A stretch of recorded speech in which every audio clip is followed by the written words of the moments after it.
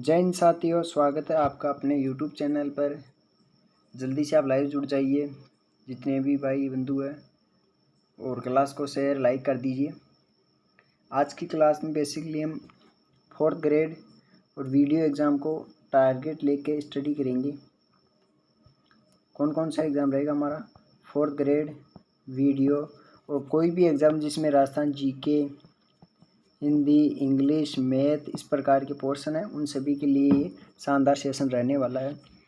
आप साथ के साथ इसमें आंसर देते चलिए। इसके साथ ही लाइव टेस्ट रहेगा, तो आप अपने उसी प्रकार रहता है जिस प्रकार से किसी ऐप में आप परचेज करते हो और उसके बाद में फिर वहाँ पर आप टेस्ट देते हो, तो सेम वही प्रक्रिया यहाँ पर रहने वाली है। ठीक है, चलिए स्टार्ट करते हैं। तो पहला क्वेश्चन है आपके सामने, आपकी कंप्यूटर स्क्रीन पर।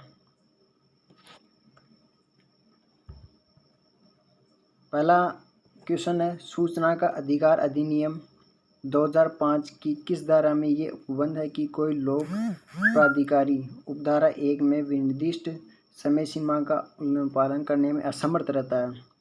क्या रहता है? असमर्थ रहता है। वहाँ सूचना के लिए किए अनुरोध करने वाले व्यक्ति को प्रभार के बिना सूचना उपलब्ध करवाई जाएगी। तो इस प्रश्न में आपसे पूछ रहा है कि वह कौन सी धारा है जिसमें इस प्रकार की, किस धारा में इस प्रकार की बात कही गई है? तो इसके ऑप्शन है, देखो इसमें धारा 1 की उपधारा पूछी है, तो पहला ऑप्शन है उपधारा 5, उपधारा 1, उपधारा 8 और उपधारा 2। कमेंट में आप इसका आंसर दीजिए। एक बार वापस पढ़ लीजिए, और इसकी धारा मैं यहाँ पर लिख देता हूँ और वापस। उपधारा 5 है, 1 है, 8 है या फिर 5 है?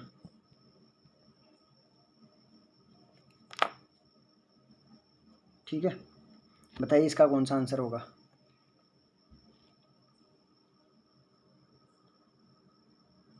तो इसका आंसर हो जाएगा उपधारा 5। देखो इस प्रकार से इसमें सबमिट हो जाता है। अगले क्वेश्चन में बढ़ते हैं आगे। केंद्रीय सूचना आयोग निम्नलिखित से मिलकर बनेगा। पहला ऑप्शन है मुख्य सूचना आयुक्त, 10 से अनधिक उतनी संख्या में केंद्रीय सूचना आयोग जितने आवश्यक समझे जाए। बताइए कौन सा आंसर होगा इसका? दोनों सही है, या ए सही है, या बी सही है, या ए व बी दोनों सही है, या दोनों सही नहीं है? वापिस पढ़िए प्रश्न को। तो इसका आंसर हो जाएगा दोनों ही सही है ये। ठीक है, दोनों ही क्या है? सही है। नेक्स्ट क्वेश्चन है, दोनों इसमें क्या सा सही है? अगला क्वेश्चन है राज्यपाल से संबंधित। राजस्थान में राज्यपाल राहत कोष का गठन निम्न किस राज्यपाल के कार्यकाल के दौरान किया गया था? पहला है जोगिंदर सिंह, बसंतराव पाटिल, ओपी मेहरा, रघुकुल तिलक। क्वेश्चन है राज्यपाल राहत कोष का गठन किनके समय किया गया था? 5 सेकंड का टाइम आपके पास। तो इसका आंसर हो जाएगा जोगिंदर सिंह। क्या हो जाएगा? जोगिंदर सिंह। आगे चलते हैं। बहुत ही शानदार क्वेश्चन है राजस्थान पॉलिटी से। राजस्थान विधानसभा की महिलाओं एवं बालकों के कल्याण संबंधी समिति के सदस्यों की अधिकतम संख्या कितनी हो सकती है? अधिकतम पूछिए इसमें, बताइए क्या होगा? अधिकतम पूछिए। 15, 12, 14 या फिर 13? एक और लिख देता हूँ मैं, 13। बताइए ABCD में से कौन सा इसका आंसर होगा? तो इसका आंसर हो जाएगा 15 धारा, सदस्य हो जाएंगे इसमें 15। अगला क्वेश्चन है फिर जिला प्रशासन से संबंधित। न्यायिक कार्यों के अंतर्गत संभागीय आयुक्त को राजस्थान भू राजस्व अधिनियम की धारा 75(1) क्लॉज 1 चेक के तहत राजस्व अपीलीय प्राधिकारी माना गया है। पहला है। दूसरा, राजस्थान आबकारी अधिनियम कानूनों से संबंधित वाद संभागीय आयुक्त के अंतर्गत आते हैं। इनमें कौन सा सत्य है बताना आपको। एक बार वापस पढ़ लीजिए क्वेश्चन को, और सत्य कौन सा वो बताना।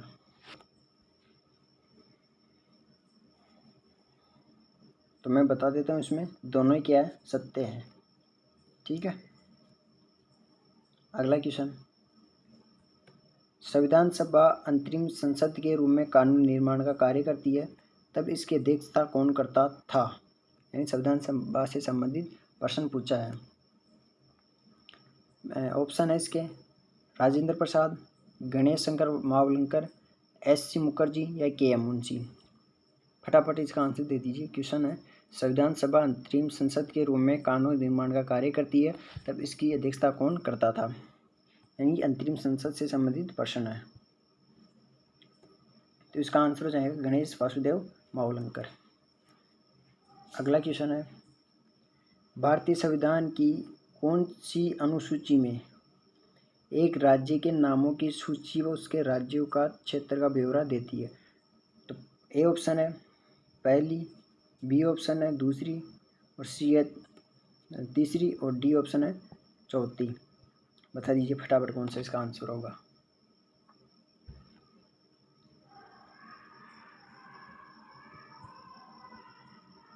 तो इसका आंसर हो जाएगा पहली अनुसूची। दूसरी अनुसूची में क्या है, तीसरी में क्या है और चौथी में क्या है, फटाफट कमेंट भी कर दीजिए आप। अगला क्वेश्चन है असुमेलित है, असुमेलित पूछा है, इसमें ध्यान से पढ़िएगा, पहले अंडरलाइन करना है कि क्या पूछा है। तो इसमें पूछा है असुमेलित। एक सेकेंड, क्या पूछा है इसमें? असुमेलित पूछा है।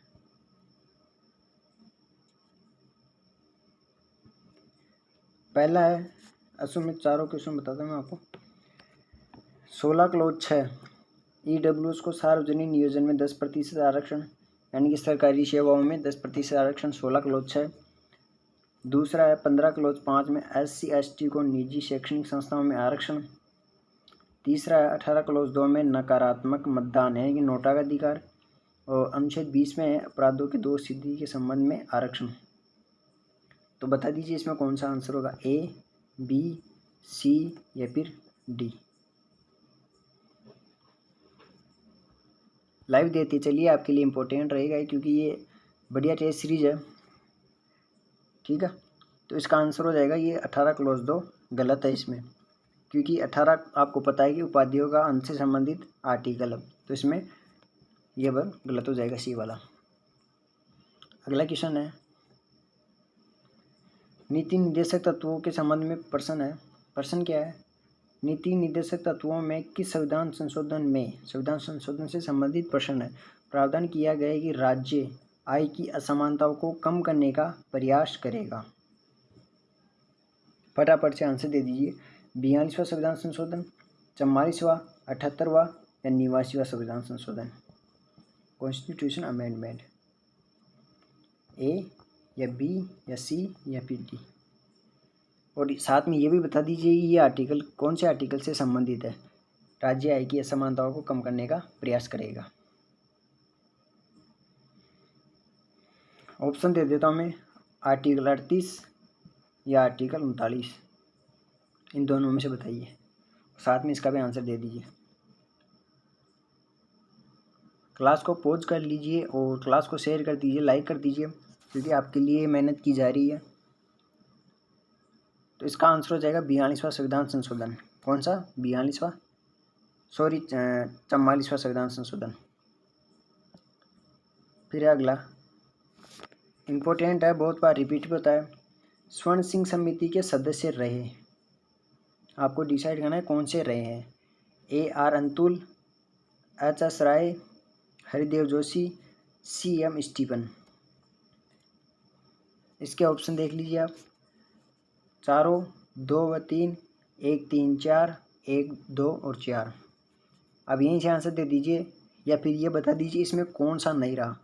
इसको इस प्रकार भी बना सकते हैं, कौन सदस्य नहीं रहा, कौन सदस्य नहीं रहा। तो इसका आंसर हो जाएगा हरिदेव जोशी इसमें सदस्य नहीं थे।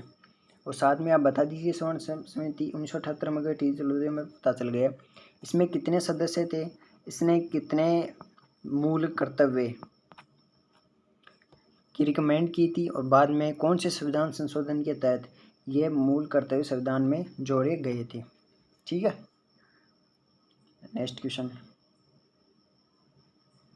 निम्नलिखित में कौन ऊष्माक्षेपी ऊष्माशोषी अभिक्रिया का उदाहरण है। ऊष्माशोषी अभिक्रिया का आपको उदाहरण बताना है, तो देख लीजिए। शोषीय है ना, पहला है प्राकृतिक देह गैस का दहन, दूसरा शोषण, तीसरा साग सब्जियों का विघटन होकर खाद बनना, और चौथा है सिल्वर क्लोराइड का विघटन। तो इसका आंसर बता दीजिए फटाफट। क्वेश्चन वापस पढ़ लीजिए। ऊष्माशोषी अभिक्रिया का उदाहरण पूछा है और ऑप्शन है आपके सामने ये। तो इसका आंसर हो जाएगा सिल्वर क्लोराइड का विघटन। नेक्स्ट क्वेश्चन, निम्न में से किस मिश्र धातु का उपयोग धातुओं के तारों को जोड़ने के लिए किया जाता है? देखो पहली बात तो इसमें आपको ध्यान रखना है कि पूछिए इसने मिश्र धातु का, क्या पूछा है? मिश्र धातु पूछा है। और फिर दूसरा क्या है, इसमें तारों को जोड़ने के लिए इसमें यूज किया जाता है। तो कांसा है या सोल्डरी है जिसको रंगा बोलते हैं, सी है एल्निको, और डी है जर्मन सिल्वर। फटाफट से आंसर दे दीजिए, शानदार क्वेश्चन है।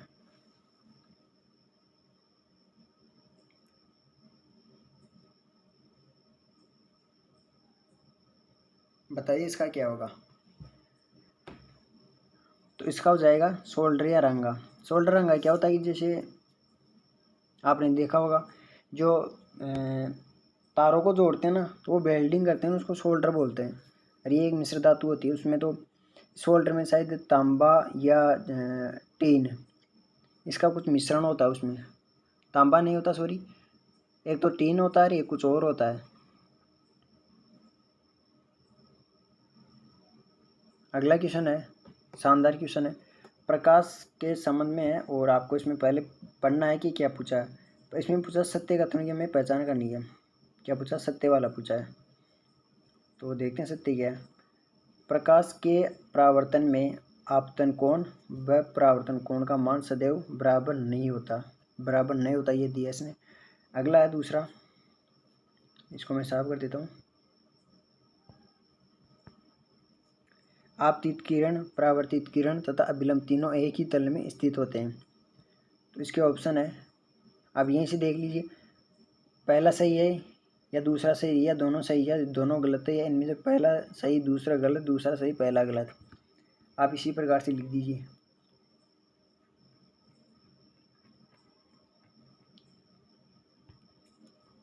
तो इसका आंसर देखो, पहला सही है और दूसरा क्या है इसमें, पहला सही है और दूसरा क्या है इसमें गलत है। तो इसका आंसर हो जाएगा फर्स्ट ए। ठीक है, अगला क्वेश्चन।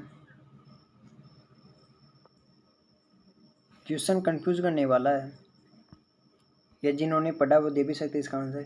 हेरिडिटी शब्द का प्रतिपादन किसके द्वारा किया गया? पहला है मेंडल, दूसरा है स्पेंसर, तीसरा है बेटसन। आप तीनों में से बता दीजिए इसमें से आंसर। मेंडल, स्पेंसर या बेटसन है। हेरिडिटी शब्द का प्रतिपादन किसके द्वारा किया गया था? साथ में लिख दीजिए कौन सा इसका आंसर होगा। और आपको क्लास अच्छी लग रही है तो प्लीज़ लाइक कर दीजिए, चैनल को सब्सक्राइब कर लीजिए। इसी प्रकार से टेस्ट सीरीज PY की सॉल्यूशन से और अन्य क्लासें भी यहाँ पर होती रहती है। तो इसका आंसर हो जाएगा स्पेंसर। क्या हो जाएगा? स्पेंसर। 13वां रह गया शायद हमारा, ये हो गया। फिर है 15वां, प्रतिवर्ती क्रियाओं को नियंत्रित करने का कार्य करता है। तो ये मस्तिष्क से संबंधित क्वेश्चन है कि जो प्रतिवर्ती क्रियाएं होती है उसको कंट्रोल कौन करता है। पहला ऑप्शन है अग्र मस्तिष्क, मेरुरज्जु, न्यूरॉन, और डी मान लीजिए आप पश्चिम मस्तिष्क। ठीक है, ये यहाँ से ये देख लीजिए, मेडुला ओब्लोगेटा। प्रश्न क्या था? प्रतिवर्ती क्रियाओं को नियंत्रित करने का कार्य। बताइए फटाफट।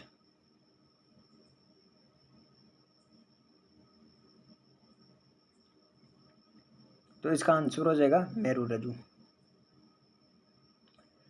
फिर है रोगों से संबंधित, आपको पता है कि जिस एग्जाम में रोग वाला टॉपिक जोड़ा जाए तो उसमें कन्फर्म 2 से 3 क्वेश्चन या फिर मिनिमम 2 क्वेश्चन तो वहाँ पर आते ही है। ठीक है, तो इसमें देखिए क्या पूछा है, विषाणु जनित रोगों का कौन सा समूह नहीं है। क्या करना है, हमें नहीं ढूंढना इसमें, है ना। तो देखिए विषाणु यानी वायरस वाले इसमें नहीं पूछा, इसमें आपको मैं यहाँ लिख देता हूँ।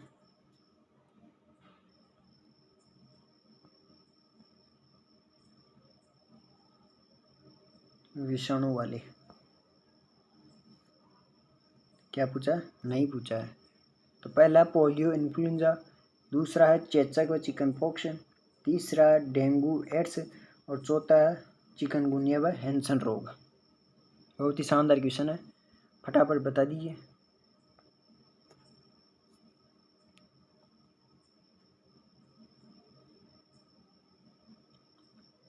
देखते हैं पहले किसका आंसर आता है। तो इसका आंसर हो जाएगा चौथा, चिकनगुनिया व हैंसन रोग वायरस वाले नहीं है। ठीक है, हैंसन वाले ही। अगला क्वेश्चन है 17 नंबर का। राजस्थान के इतिहास के जो क्वेश्चन हैं वो स्टार्ट हो चुके हैं।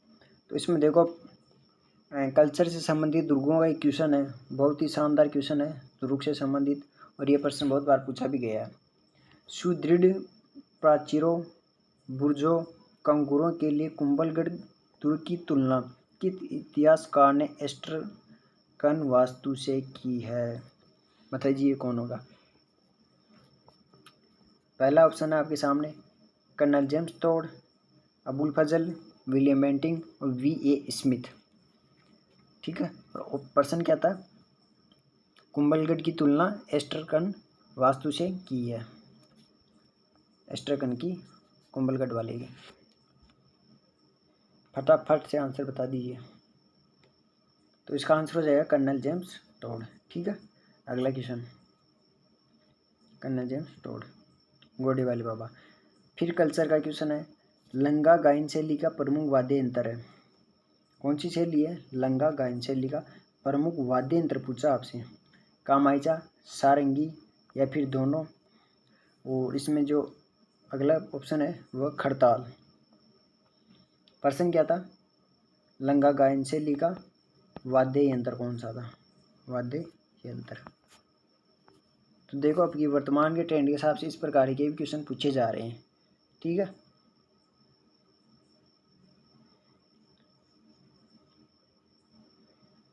पाँच सेकेंड के आपके पास टाइम है, और साथ में आपकी प्रैक्टिस भी हो जाएगी, निःशुल्क आपको टेस्ट भी मिल जाएगा, और आपकी जो कोई कमियां है वो भी आप दूर कर लेंगे, अभी आपके पास टाइम है। तो इसका आंसर हो जाएगा कामाइचा व सारंगी, दोनों ही इसमें सही है। फिर है अगला क्वेश्चन 19 नंबर का, तीर्थ यात्रा पूर्ण पर सकुशल घर लौट आने की खुशी में बनाए जाने में मांडले क्या कहलाते हैं। क्वेश्चन क्या है, तीर्थ यात्रा पूर्ण कर सकुशल घर लौट आने की खुशी में बनाए जाने वाले मांडले क्या कहलाते हैं। पहला है पथवारी, दूसरा है पुष्कर रेडी, तीसरा है ए व बी दोनों, चौथा है संजिया कोट। ठीक है, प्रश्न क्या था, पथवारी सॉरी, जब तीर्थ पर जाके वापस आते हैं तो जो मांडने बनाते हैं उनको क्या बोलते हैं। ठीक है, मांडने को क्या बोलते हैं। बहुत ही शानदार क्वेश्चन है, पूछा जा सकता है वापस।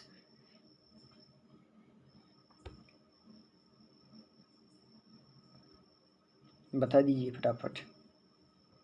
तो इसका आंसर होगा पथवारी व पुष्कर पेड़ी दोनों बोलते हैं, तो इसका आंसर हो जाएगा ए व बी दोनों।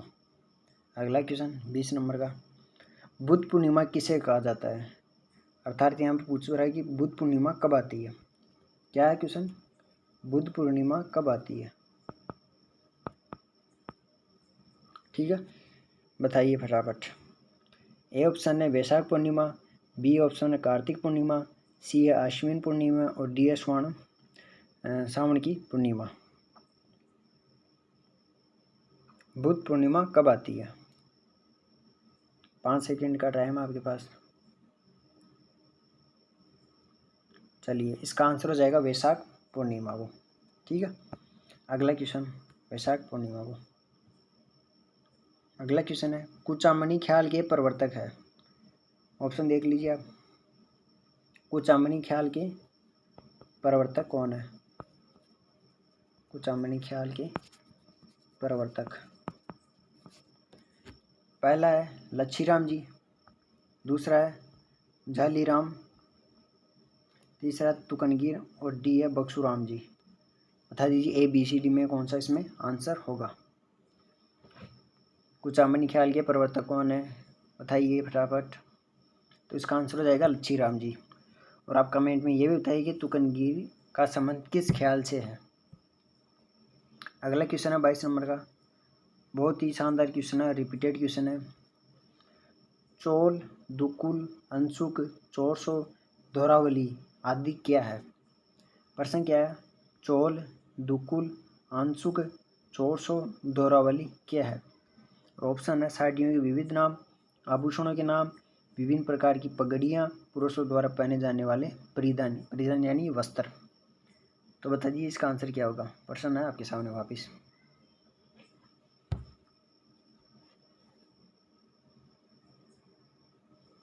तो इसका आंसर हो जाएगा साड़ियों के विविध नाम है। बहुत ही शानदार क्वेश्चन है। इसमें ये भी पूछा जाता है कि चोरसो क्या है, दोहरावली क्या है, अंशु क्या है, इस प्रकार से ये प्रश्न पूछा जा सकता है। फिर हमारा 23 नंबर का क्वेश्चन, निम्न में से कौन से सुमेलित नहीं है? पहले क्या देखना, सुमेलित नहीं है। ढोला मारूरा दुआ, एक तरफ उनकी कुछ रचनाएं हैं और दूसरी तरफ उनके रचनाकार है। ओके, तो देख लीजिए सुमेलित वाला आपसे पूछा है। ढोला मारूरा दुआ, कवि कलोल, खुमान रासो दलपति विजय, छत्रसाल राजो डूंगरसी और वीरमायन वीर बाण। बताइए इसमें कौन सा सुमेलित नहीं है? नहीं पूछा, इसमें सुमेलित नहीं है।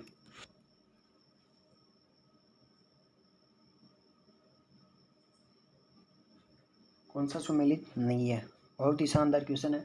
अभी पटवार में भी इसी प्रकार का क्वेश्चन पूछे गए थे, उसी को ध्यान में रख के पेपर बनाया गया है। कौन सा इसमें सुमेलित नहीं है?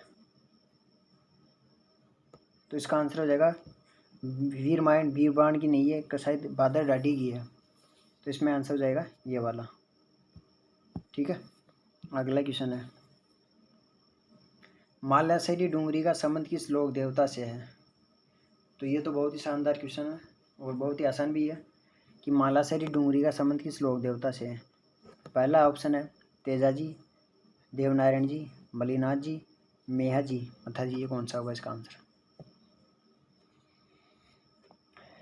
मालासर डूंगरी, प्रश्न क्या था? मालासर डूंगरी। तो इसका आंसर हो जाएगा देव नारायण जी। ठीक है, अगला क्वेश्चन है सुमेलित नहीं है, उसी प्रकार का क्वेश्चन था अभी आया था जो, सुमेलित कौन सा नहीं है इसमें? ऑप्शन है आपके सामने, ये आपकी कंप्यूटर स्क्रीन पर। सुमेलित नहीं पूछा इसमें भाइयों, नहीं वाला पूछा है। तो गणगौर चैत्र माह में, शीतलाष्टमी, चैत्र कृष्णाष्टमी, गोगा नवमी, भाद्रपद कृष्णनवमी जो कि कल थी, और कृष्ण जन्माष्टमी अभी 2 दिन पहले गई है, और गणगौर चैत्र माह में, शीतलाष्टमी, चैत्र कृष्णाष्टमी। तो बता दीजिए इसमें कौन सा सुमेलित नहीं है। तो ये तो आप जानते होंगे कि जो कृष्ण जन्माष्टमी होती है वो कब आती है। तो इसका आंसर गलत कौन सा हो जाएगा? 4 नंबर का, सुमेलित इसमें नहीं है।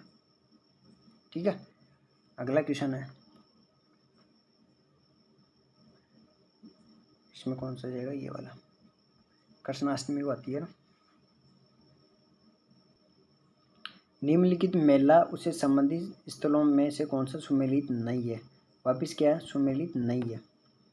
पहला ऑप्शन है आपके सामने शीतला माता मेला, शील डूंगरी चाकसू, कल्याण जी का मेला डिग्गी, दधी माता का मेला रेवासा सिक्कर और अन्नकूट मेला नाथद्वारा। तो इसमें बता दीजिए कौन सा सुमेलित नहीं है? नहीं है पूछा आपसे।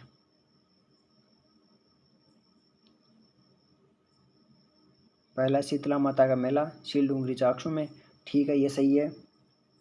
और कल्याण जी मेला डिग्गी टोंक में है ही। दधी माता का मेला नागौर में है, गोट मांगलूद नागौर में, तो ये इसमें गलत हो जाएगा। और अन्नकूट मेला नाथद्वारा राजसमंद में, ठीक है। तो इसका आंसर क्या हो जाएगा? दधी माता का मेला जो सुमेलित नहीं है। 27 नंबर का है, आज़ादी के समय राजस्थान राज्य भारतीय संविधान के अनुसार किस श्रेणी में था? बहुत ही शानदार क्वेश्चन है, बताइए। आज़ादी के समय राजस्थान कौन सी श्रेणी में आता था? प्रथम श्रेणी, द्वितीय श्रेणी, थर्ड श्रेणी या प्रथम व तृतीय श्रेणी में? तो इसमें पूछ रही आज़ादी के समय राजस्थान कौन सी में आता था, बताइए फटाफट।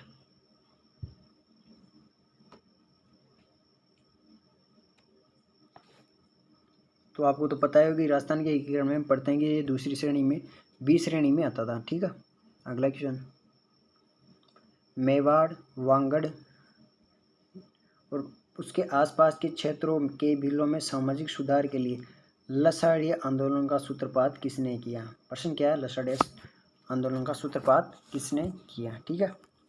पहला है संत माऊ जी, फिर है गोविंद गिरी, सुरमल दास, मोतीलाल तेजावत। प्रश्न क्या था? लसाड़िया आंदोलन का,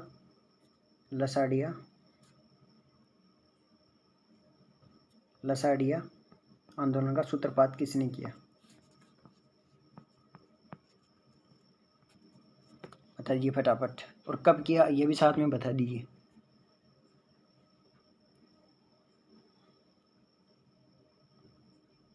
तो इसका आंसर हो जाएगा संत माऊ जी ने, ठीक है, संत माऊ जी। अगला है, सर्वप्रथम किस शासक ने मंडोर को राठौड़ों की राजधानी बनाया? मंडोर को राठौड़ों की राजधानी बनाने वाला प्रथम शासक कौन था? बहुत ही शानदार क्वेश्चन। चुंडा, रावसिया, रावजोधा, राव रणबाड़ी। वापिस पढ़ लीजिए, मंडोरों को राजधानी बनाने वाला कौन था? मंडोरों को राठौड़ की राजधानी किसने बनाया? तो इसका आंसर हो जाएगा राव चुंडा ने इसको बनाया था। अगला क्वेश्चन है, चित्तौड़ का पहला शाखा कब हुआ? इसके लिए आपको टाइम दिया जाता है 15 सेकंड। चित्तौड़ का पहला शाखा, साथ में अन्य शाखा भी बता दीजिए कौन सा शाखा कब हुआ था।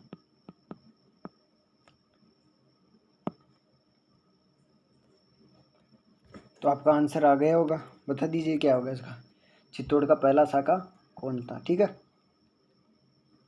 सॉरी, कब हुआ था, गलत बोला मैंने। तो इसका आंसर होगा 26 अगस्त 1303 में, ठीक है। अब देखो इनमें कन्फ्यूज हो सकते हैं कि जनवरी में था, अगस्त में था, कब था। तो अगस्त में आपको याद रखना है कि पहला कब था, अगस्त में था, ओके।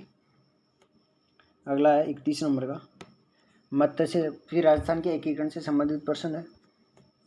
मत्स्य संघ के प्रशासन को चलाने के लिए गठित मंत्रिमंडल में शामिल कौन नहीं थी? देखो ये प्रश्न टाइपिंग में वैसे शब्द शुद्धि की दृष्टि से गलत है, लेकिन वैसे प्रश्न ठीक है ना। अब चूंकि आपकी हिंदी भी है तो उसकी दृष्टि से बता रहा हूँ मैं आपको। कैसे? देखो, जब मंत्रिमंडल एक साथ लिखा जाता है ना तो मंत्री छोटा हो जाता है, ओके। और देखो इसमें नहीं के मात्रा नहीं है, ओके। चलो फिर भी ठीक है। तो इसमें कौन शामिल नहीं था? पहला ऑप्शन है मास्टर भोलेनाथ, चिरंजीवी लाल शर्मा, डॉक्टर मंगल सिंह और रमेश कुमार। तो इसमें कौन सा शामिल नहीं था? प्रश्न क्या था? मत्स्य संघ में जो प्रशासन चलाने के लिए मंत्रिमंडल का गठन हुआ था उसमें कौन शामिल नहीं थी, ठीक है। तो इसमें देखो बहुत ही स्क्रीनशॉट खींच लीजिए आप इसका। इसका हो जाएगा रमेश कुमार उसमें शामिल नहीं थे, ओके। साथ में कमेंट में ये बता दी इसका गठन कब हुआ था, गठन कब हुआ था मत्स्य संघ का, कितने चरणों में, ये भी बताइए। फिर आसान क्वेश्चन है। अब जैसे एक पटवार में कल परसों पेपर लगा था, उसमें पूछा था कि जवाहर सिंह के संदर्भ में पूछा था कि वो इस राजवंश का अंतिम शासक कौन था, इस प्रकार का क्वेश्चन था, है ना।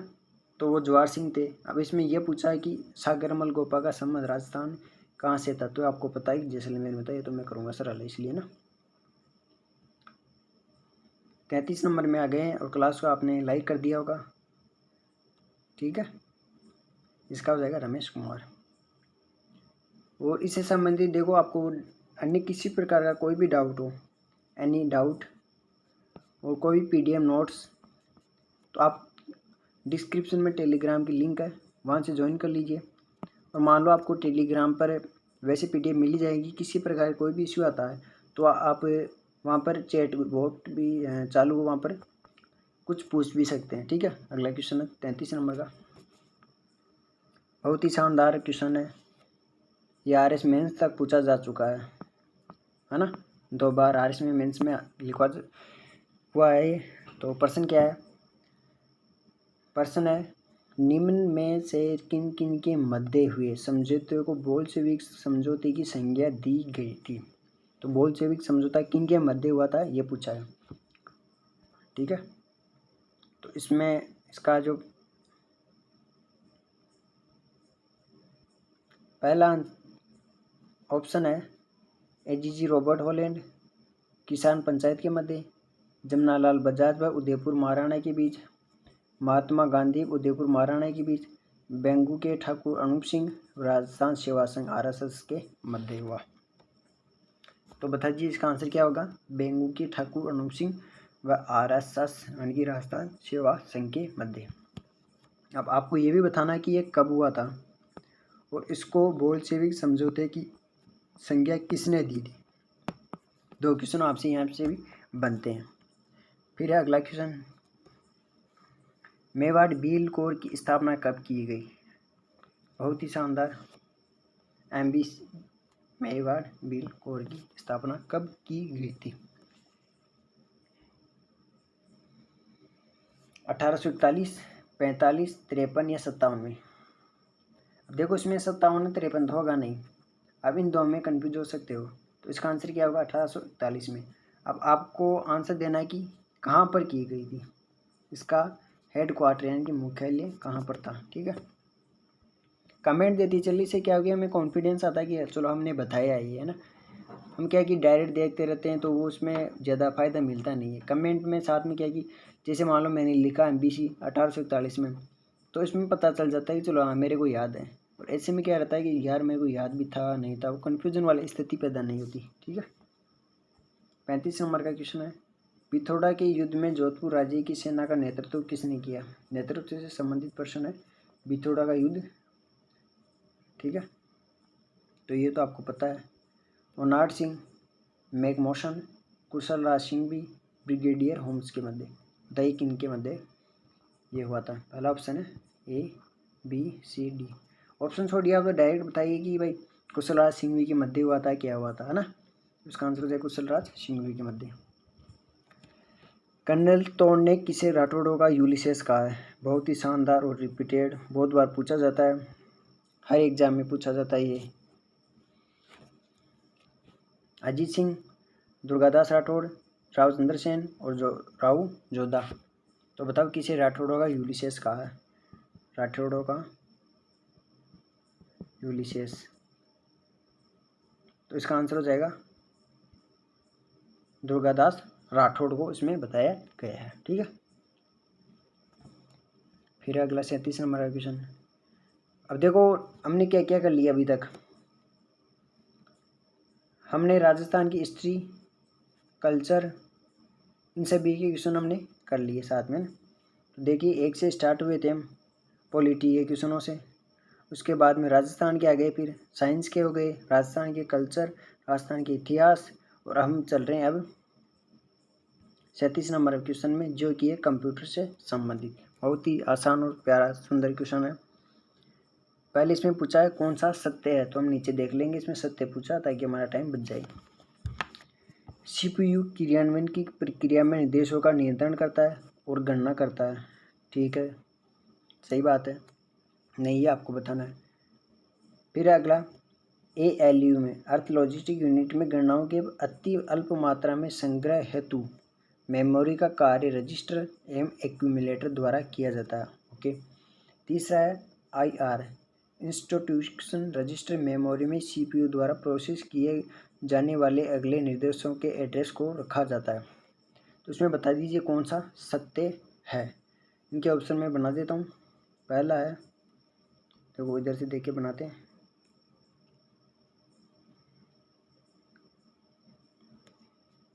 ए ऑप्शन है 1 और 2, बी ऑप्शन है 2 और 3, सी ऑप्शन है 1 व 3 और डी ऑप्शन है चारों। ऑल राइट है ना। तो बता दीजिए इसमें कौन सा आंसर होगा। सत्य पूछा आपसे।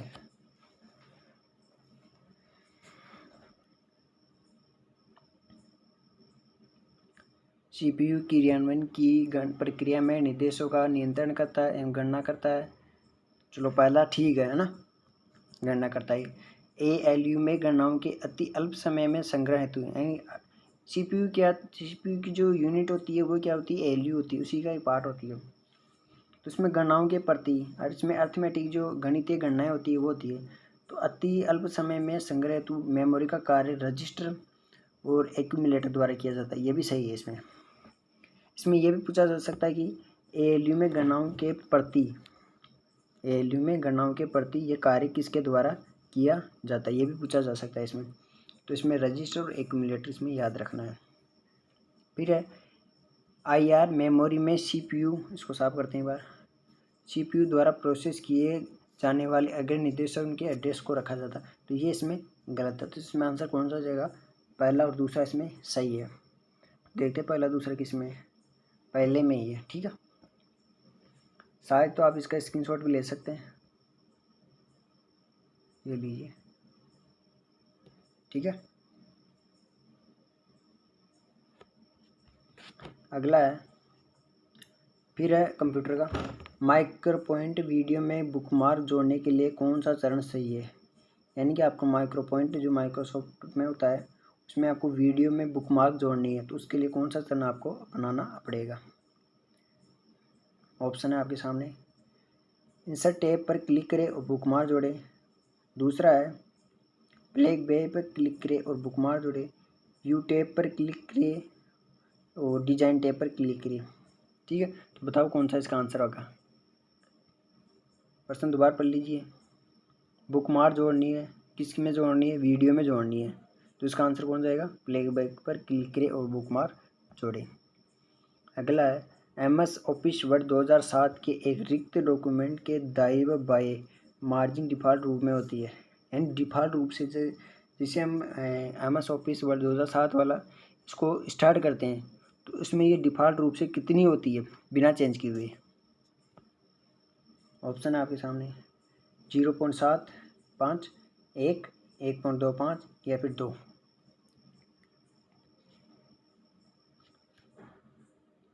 उनतालीस नंबर का प्रश्न है, वापस पढ़ लीजिए। MS ऑफिस वर्ल्ड के रिक्त डॉक्यूमेंट के दाएं एवं बाएं, यानी कि ये हो गया जैसे MS वर्ल्ड ऑफिस वाला, तो इसमें इधर और इधर कितनी मार्जिन छोड़ी जाती है, मतलब डिफ़ॉल्ट रूप से होती है, तो ये होती है 1। इसे याद रख लो। इसको बाद देखो मैंने 1 बना दिया, 1 इधर बना दिया, तो 1 इसमें सही होगा। अगला क्वेश्चन है कंप्यूटर मेमोरी की सबसे बड़ी इकाई है। इन चारों ऑप्शनों में सबसे बड़ी इकाई कौन सी है। ये तो RSA PSI हर एग्जाम में पूछा हुआ क्वेश्चन है और रिपीटेड क्वेश्चन है। बाइट, बिट, गीगाबाइट या मेगाबाइट, तो इसका आंसर हो जाएगा गीगाबाइट। और आपको बताना है इनका क्रम क्या है, कमेंट में फटाफट बता दी इनका क्रम क्या है। अगला क्वेश्चन है बहुत ही शानदार question. Android mobile operating system का पहला वर्जन कब लॉन्च किया गया था। 2010, 2008, 2015 या फिर 2014। एंड्रॉयड मोबाइल ऑपरेटिंग सिस्टम का पहला वर्जन कब लॉन्च किया गया, बताइए फटाफट। साथ में क्लास को लाइक कर दीजिए।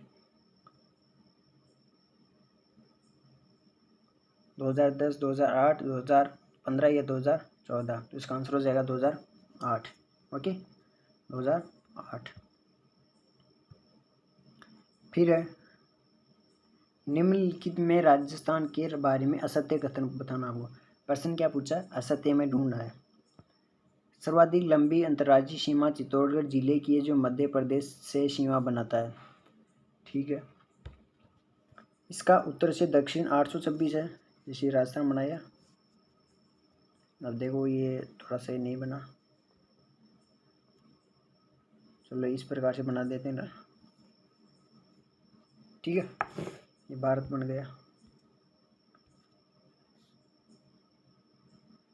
लो पतंग आकार बना दिया। तो उसका उत्तर से दक्षिण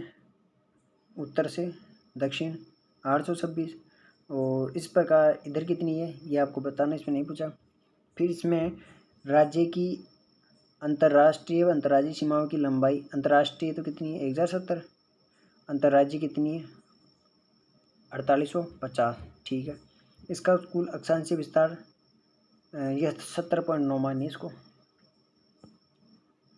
है ना, डिग्री उत्तरी अक्षांश है। तो इसमें कौन सा असत्य है आपको बताना, इसमें असत्य है। क्या पूछा है, असत्य पूछा। देखो जियोग्राफी से स्टार्ट हो गए। अब हमने देखो पहले तो पॉलिटी कर ली, क्या कर ली, पॉलिटी वाले सारी क्वेश्चन कर लिए। उसके बाद में राजस्थान जीके में आर्ट हो गई, कल्चर हो गई, साइंस वाले बढ़िया क्वेश्चन कर लिए हमने। फिर हमने कंप्यूटर वाले कर लिए। अब हम कर रहे हैं राजस्थान में जियोग्राफी वाला पोर्शन। ठीक है, यानी सारी सब्जेक्ट इसमें क्लियर हो जाएगी, चाहे वह आरएस की दे रहे हो, एसआई की दे रहे हो, पटवार उसकी तो हो गई, video 4th grade Rajasthan high court, stenographer, REET 2nd grade, जितनी भी एग्ज़ाम है जो आपके सिलेबस में लगता है उस सभी के लिए क्लास इंपॉर्टेंट है। ठीक है, तो इसमें देखो ये अंतर्राज्यीय सीमा चित्तौड़गढ़ वाला इसमें गलत हो जाएगा। ठीक है, और इस प्रकार इधर की लंबाई 869 किलोमीटर। ठीक है, फिर है निम्नलिखित में पश्चिमी मरुस्थल में पाई जाने वाली स्थलें करते हुए असत्य पूछा है, असंगत पूछा आपसे इसमें भी।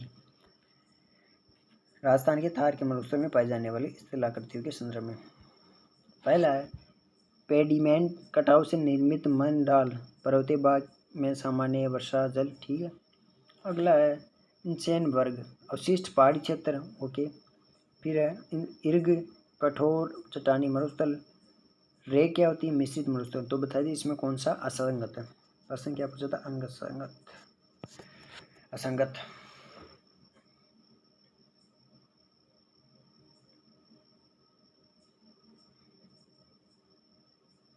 तो इसमें देखो ये इर्ग वाला इसमें रॉन्ग है ना। चलिए आगे चलते हैं। इर्ग क्या होता है आपको कमेंट में बताना है। मैं क्या आपके लिए छोटा हूँ ताकि आपकी भी इसमें प्रैक्टिस होती रहे। तो इसका तो 1 हो गया और इसका गीगाबाइट हो गया। अब है 42 वाला, ये भी हो गया ना 43 44। बहुत ही शानदार क्वेश्चन है, बताइए मिलान करना आपको कौन सा इसमें सुमेलित करना है। एक तरफ है चोटियाँ और दूसरी तरफ है उनकी स्थिति, वो कहाँ पे स्थित है। तो पहला है सायरा की गुफा। देखो ये गुफा नहीं है, ये मैंने इसे बोला। सायरा कहाँ पे है, ऋषिकेश, बिलाली और खो। तो देखो सायरा तो है उदयपुर में या फिर सिरोही में,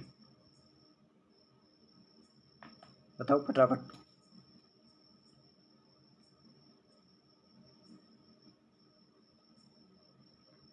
ऑप्शन वापस छोटा कर देता हूँ मैं आपको, ऑप्शन देख लो आप भाई। तो या फिर आप एक से बता दो भाई कैसे होगा।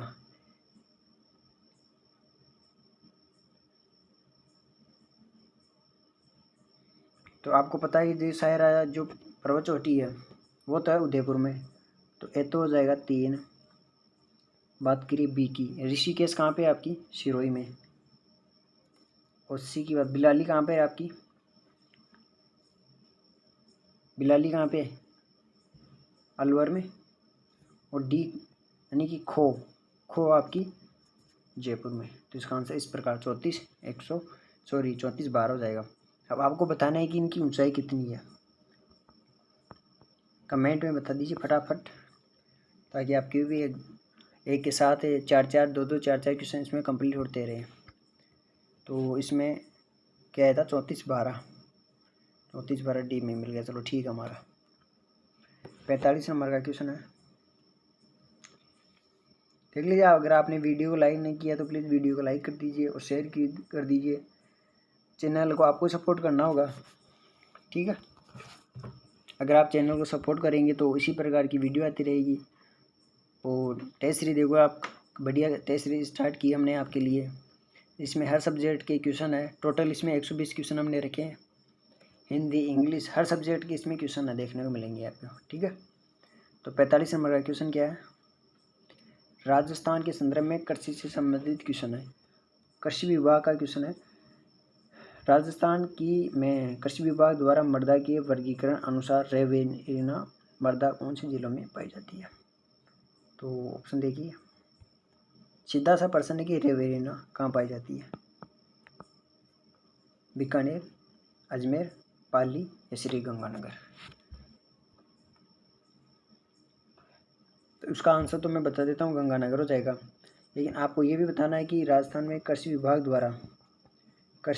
विभाग द्वारा कितनी मृदाओं का वर्गीकरण किया गया और सामान्यतः कितनी मृदाएं हैं?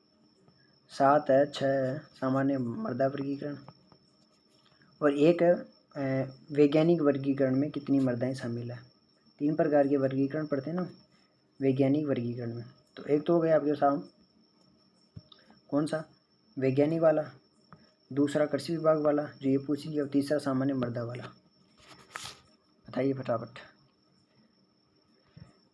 फिर 46 फिर मृदा से संबंधित कछारी मृदा की विशेषता सही नहीं है। देखो इस प्रकार की क्वेश्चन पिछले साल से मतलब इस प्रकार का ट्रेंड आ रहा है कि एक मिट्टी दे देता और उसकी विशेषताओं से प्रश्न पूछता है कि इसमें कौन सी विशेषता नहीं है ना। तो इसमें आप राजस्थान से संदर्भ में एक बात याद रखना, उसमें वो चूना, पोटास, लोहा इस प्रकार की वो देता है, नहीं है नाइट्रोजन दे देता है। तो राजस्थान में सभी मृदाओं में नाइट्रोजन की कमी पाई जाती है, ठीक है। तो चलो यह कछारी मिट्टी से संबंधित प्रश्न है। प्रश्न क्या था? कछारी मिट्टी से संबंधित कौन सा सही नहीं है? इस मिट्टी का रंग हल्का लाल भूरा होता है, ठीक है। कछारी को समझोगे आप, जो कैसे बताएं इसको, अभी बताते हैं, एक बार पढ़ लेते हैं। इस मिट्टी का रंग हल्का लाल भूरा होता है, ठीक है। इसमें चूना, पोटास, लोह तत्व की कमी होती है। ये मिट्टी गंगानगर, हनुमानगढ़, अलवर, कलौरी और सवाई माधोपुर जिलों में पाई जाती है। इसे रेतीली, दोमट या काम मृदा भी कहते हैं। तो इसमें आपको बताना है ये कौन सा सही नहीं है, ठीक है। बताइए कौन सा सही नहीं है इसमें। तो जैसा कि मैंने आपको बताया जो कमी वाला पूछे उसमें आपको ध्यान रखना, तो इसमें ये वाला सही हो जाएगा, इसमें ये गलत है, ठीक है। तो इसका हो जाएगा कमी वाला। ये फिर देखो, ये पीछे अभी 2-4 महीने पहले एक एग्ज़ाम लगा था, उसमें पूछा था कि ओरन क्या है। और अभी मेंस लगा था, उसमें भी पूछा था कि ओरन क्या है ना। तो ये इंपॉर्टेंट क्वेश्चन है। राजस्थान में ओरन क्या है?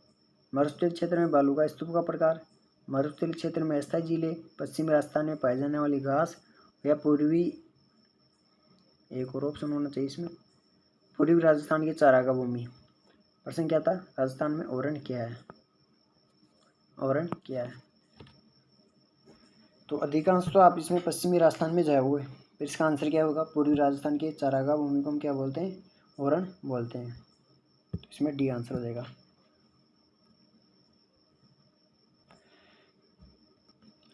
फिर 48वां क्वेश्चन बहुत ही शानदार क्वेश्चन है। एक तरफ है वन्य जीव के अभयारण्य और एक तरफ है जिला, तो इसमें भी आपको असंगत बताना है। तो रामसर बाग, केसर बाग, धौलपुर पहला ऑप्शन है।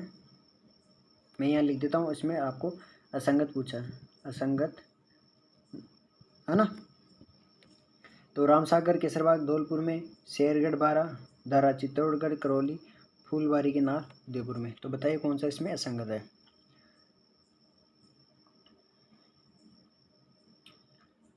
रामसर बागर,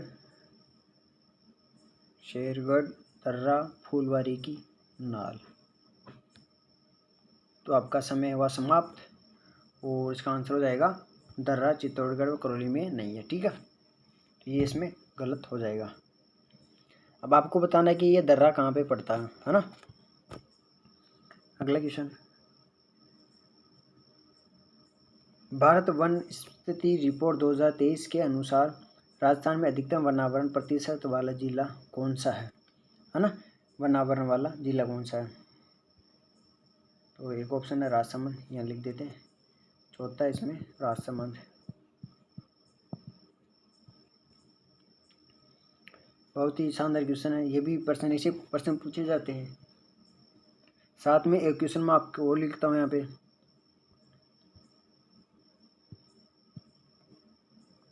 क्वेश्चन है ये कौन सी रिपोर्ट है, इस रिपोर्ट का क्रम। अगला क्वेश्चन है इसको कौन जारी करता है ना। राजस्थान में कुल फॉरेस्ट वन, कुल वनावरण। एक क्वेश्चन है न्यूनतम वनावरण।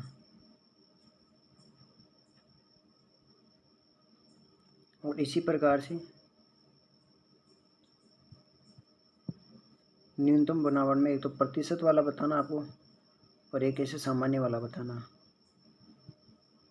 इस प्रकार से आपका कंप्लीट हो जाएगा यहीं पे ये टॉपिक। इसमें भी प्रतिशत और कुल, सॉरी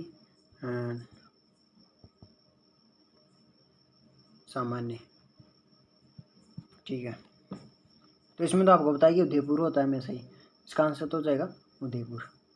और इन क्वेश्चनों के आपको आंसर देने ही है, देख लीजिए एक बार और आंसर देते रहिए। फिर है 50 नंबर का, निम्नलिखित में कौन राजस्थान की जलवायु को प्रभावित करने वाला कारक नहीं है। तो ये आसान क्वेश्चन है कि राजस्थान की जलवायु को प्रभावित करने वाला कौन सा इसमें प्रभावित करने वाला कारक नहीं है, कारक नहीं है,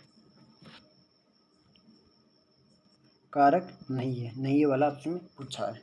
पहला है अरावली पर्वत की दिशा, दूसरा है वानस्पतिक आवरण, समुद्र से दूरी, देशांतरी स्थिति। तो इसका आंसर हो जाएगा देशांतरी स्थिति। इसकी जगह कौन सा था, अक्षांशीय स्थिति, अक्षांशीय स्थिति, ठीक है। आसान क्वेश्चन था, आप सभी का सही हुआ होगा, ये इसमें गलत है। 51 का है, फिर जलवायु से संबंधित बहुत ही शानदार क्वेश्चन है। जुलाई माह की आपको इसमें ये पूछी है समदाब रेखाएं। राजस्थान में जुलाई माह में 997 मिलीबार समदाब रेखाएं कौन सी जिलों से गुजरती है। 997 वाली आपसे पूछी है, ठीक है। पहला है बाड़मेर, जोधपुर, नागौर। कौन सी पूछी है, 997 वाली, बाड़मेर, जोधपुर, नागौर।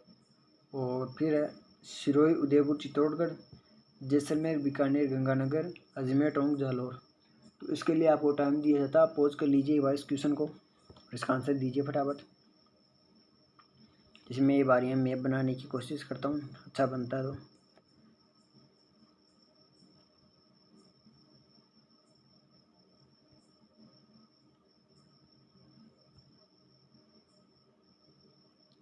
जैसे राजस्थान बन जाता तो ठीक है। आपसे ये वाली पूछिए, ये वाली 997 वाली जुलाई माह की ये होगी ना। तो ये देखो जैसलमेर, बीकानेर, गंगानगर में जा रही है, तो इसका आंसर हो जाएगा जैसलमेर, बीकानेर और गंगानगर, ठीक है, सी आंसर। अगला है निम्नलिखित में राजस्थान में उप आर्द्र जलवायु क्षेत्र के अंतर्गत कौन सी जिले सम्मिलित है। उप आर्द्र जलवायु इसमें आपसे पूछी हुई है, तो ऑप्शन देखिए मैं यहाँ लिखता हूँ, उप आर्द्र वाले जिले। बहुत ही शानदार क्वेश्चन है, इसमें आप ऑप्शन काट के भी इसको सॉल्व कर सकते हैं। पहला है गंगानगर, बीकानेर, जोधपुर, जयपुर, सीकर का पूर्वी भाग और दौसा, अजमेर, अलवर, भरतपुर और धौलपुर, बांसवाड़ा, डूंगरपुर और प्रतापगढ़। बताइए इसका आंसर क्या होगा।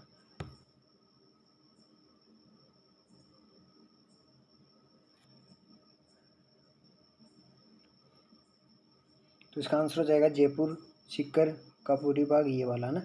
और इसमें आपको पता है कि शुष्क अर्धशुष्क में से कौन सी पाई जाती है, ये आपको बताना है। अलवर भरतपुर धौलपुर में कौन सी पाई जाती है और बांसवाड़ा में कौन सी पाई जाती है। इसका आपको बताना है कि कोपेन के अनुसार भी कौन सी पाई जाती है। ऑप्शन है BSSW, BWSW, CWG या फिर AW। ये प्रश्न इसमें पूछा जा सकता है, तो देख लीजिए आगे। तो इसका आंसर हो जाएगा दूसरा। 53 है, कोपेन के AW जलवायु प्रदेश राजस्थान के किन क्षेत्रों में पाया जाता है। तो ये देखो अभी मैंने बताया, पूछा जा सकता है, ये प्रश्न आ भी गया। सिरोही, टोंक, नागौर या बांसवाड़ा। तो इसका आंसर हो जाएगा बांसवाड़ा में, तो हमने कर लिया अभी। तो आपको टेस्ट कैसा लग रहा है प्लीज़ कमेंट में बता दीजिए। चलिए अगला क्वेश्चन, इसका बांसवाड़ा AW में। फिर राजस्थान की ज्योग्राफी का बढ़िया क्वेश्चन है, सम्मिलित करवाना आपको। गेप सागर एक तरफ तो है, देखो जूम करते हैं इसको।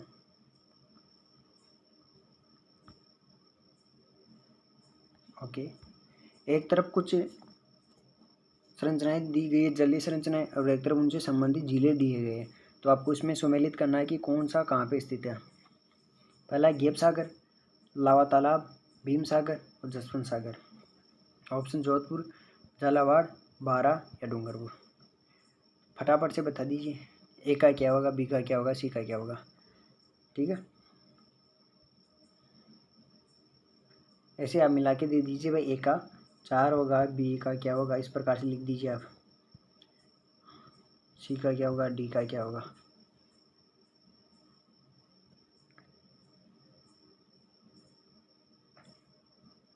तो आपको पता है कि जो गेप सागर है वो है डूंगरपुर में, तो एक का तो 4 हो गया, और लावा तालाब है आपका 12 में 3। भीम सागर आपको पता है झालावाड़ में, और जसवंत सागर जोधपुर में। ये जसवंत सागर वाला क्वेश्चन है ना, जसवंत सागर वाला क्वेश्चन।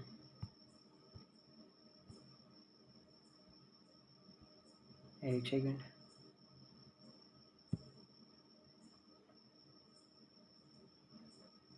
जो जसवंत सागर वाला क्वेश्चन है ये ऐसे भी पूछा जाता है कि ये कहाँ पे स्थित है। ठीक है, तो ये लावा तालाब भी सभी अलग अलग भी पूछे गए हैं और एक भी पूछे गए हैं। तो इसका आंसर क्या हो जाएगा, ए में 4, तो ए में 4 दो में है। फिर लेवा 12 है, एक बी के साथ 3, बी के साथ दूसरा, तो इसमें दूसरा आंसर हो जाएगा। चलिए अगला क्वेश्चन। अब आ गए हैं आपके ज्योग्राफी के हो गए, अब आ गए आपके करंट। यह इस प्रकार बोले तो इकोनॉमिक सर्वे, या फिर बोले तो बजट वाले क्वेश्चन आ गए इसमें। तो इस प्रकार के आपके क्वेश्चन किस प्रकार लगे, अब एक बार पानी पी लीजिए और लंबी सांस खींच लीजिए। बढ़िया क्वेश्चन और आ रहे हैं, बहुत ही शानदार क्वेश्चन है ये, अगली बार देखने को मिलेगा आपको।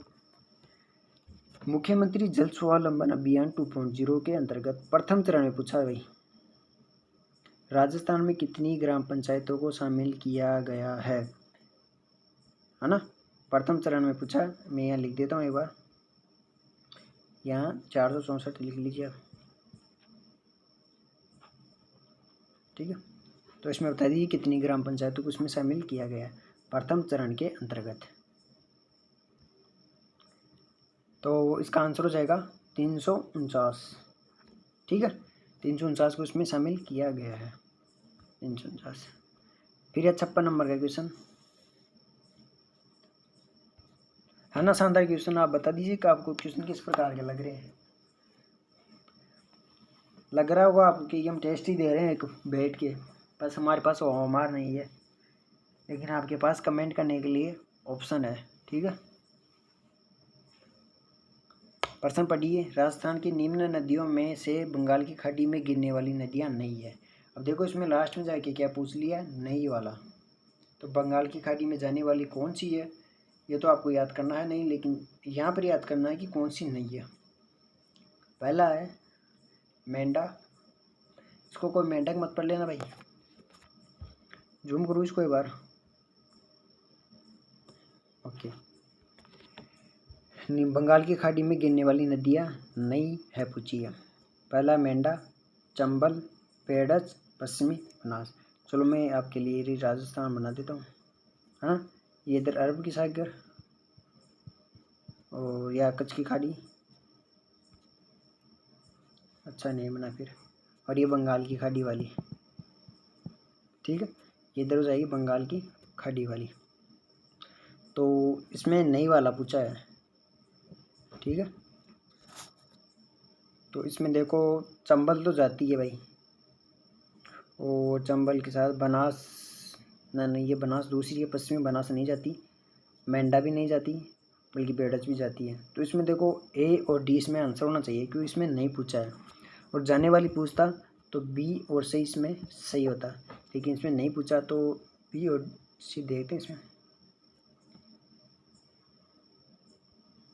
सॉरी ए और डी गलत बोल दिया मैंने, ए और डी इसमें है, सी में। देख लीजिए क्वेश्चन अगला है, निम्नलिखित में कौन सा सुमेलित नहीं है, नई वाला पूछा देखो, क्योंकि वर्तमान के जो क्वेश्चन आ रहे हैं वो ऐसे पूछ रहे हैं कि कौन सा सुमेलित नहीं है। एक तरफ कुछ सहायक नदियाँ और दूसरी तरफ उनकी मुख्य नदियाँ हैं, और इसमें आपको नई सेलेक्ट करना है कि कौन सी सहायक नदी की, सहायक नदी मतलब मेंस उसकी नहीं है ना। तो लूनी नदी की सहायक जोजड़ी, साबरमती की हथमती, माही की हरण, चंबल की चाप। बता दीजिए इसमें कौन सा सुमेलित नहीं है। आपके आंसर देख रहा हूँ मैं। तो आपको पता है कि लूनी जोजड़ी तो ये तो सही है, साबरमती हथमती बेहतर ये वाली सही है, माही की ये भी सही है, लेकिन ये चाप चंबल की नहीं है भाई, ये इसमें गलत हो जाएगा। अगला क्वेश्चन, ये इसमें गलत हो गया। राजस्थान की किस सागर को रामसर आर्द्रभूमि की सूची में सम्मिलित किया गया है। बहुत ही शानदार क्वेश्चन है। झील पूछी, इसमें कौन सी झील को इसमें शामिल किया गया है। तो आपको बता कि अभी लेटेस्ट 2025 में है, राजस्थान के 2 स्थलों को सांबर में मतलब रामसर साइट में, जो कि 92 में स्टार्ट हुई थी, 91 92 में, उसमें लिस्ट में इसमें शामिल किया गया। तो इसमें झील पूछी है, बताओ कौन सी झील है इसमें। ऑप्शन है आपके सामने, मैनाल उदयपुर, आना सागर, कायलेना जोधपुर, जयसमर राजसमंद। ओके बताइए तो इसमें कौन सी झील है। तो ये आपको बताएगी मैनाल वाली, इसमें राइट आंसर हो जाएगी। अब इसी के साथ मैं आपको कुछ और बताना चाहता हूँ ताकि आपका क्वेश्चन गलत नहीं हुए। क्या कि 1 मिनट पेन चलाते हूँ सही।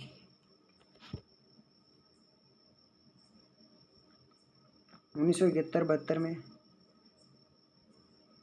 1 मिनट रुको भाई,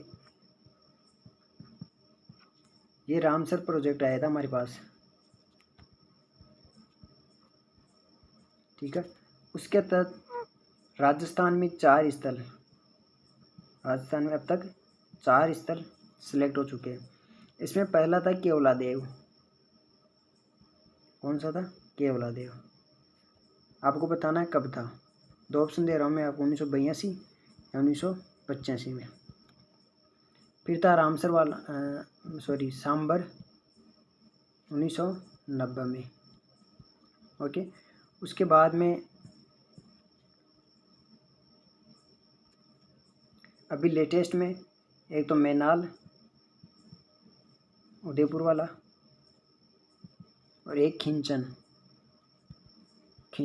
फलोदी वाला, इनको इसमें सम्मिलित किया गया है। इस प्रकार राजस्थान में टोटल कितनी होगी, 4 हो गए। और भारत के संदर्भ में पूछे, भारत में वर्तमान में कितनी है, तो भारत में है 91, ठीक है। तो ये आपकी रामसर वाली हो गई। अगला क्वेश्चन देखिए, तो 56 में मैनाल हो जाएगा, सॉरी 58 में। फिर सिंचाई परियोजनाओं से संबंधित प्रश्न है, पन्नालाल बारूपाल या गजनैन लिफ्ट नहर द्वारा लाभान्वित जिला युग्म कौन सा है। ऐसा कौन सा जिला जो इस नहरों से लाभान्वित होता है। ऑप्शन देख लीजिए, लिख देता हूँ मैं, जोधपुर जैसलमेर, डी है जोधपुर जैसलमेर, जोधपुर जैसलमेर। बताइए, पन्नालाल बारूपाल लिफ्ट नहर से कौन सा जिला लाभान्वित होता है। बीकानेर गंगानगर, हनुमानगढ़ चूरू, बीकानेर नागौर, या फिर जोधपुर या जैसलमेर वाला। तो इसका आंसर हो जाएगा बीकानेर और नागौर से लाभान्वित होने वाला जिला है। अब आपको साथ में ये भी बताना है कि जोधपुर और जैसलमेर को लाभान्वित कौन सी नहर कर रही है, ताकि चारों क्वेश्चन आपके कंप्लीट हो जाए। चूरू में कौन सी जा रही है, बीकानेर गंगानगर में कौन सी है, और चलो ये तो हो गया गजनेर वाला, ठीक है, बीकानेर, ठीक है।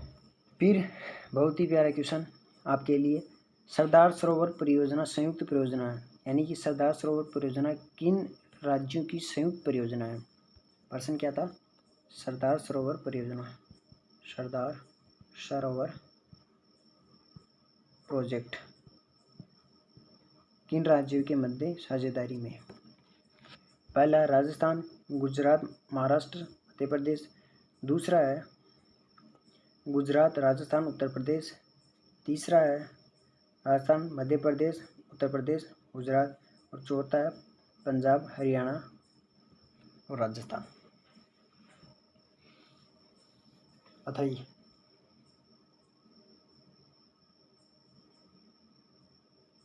तो इसका आंसर हो जाएगा पहला, ठीक है।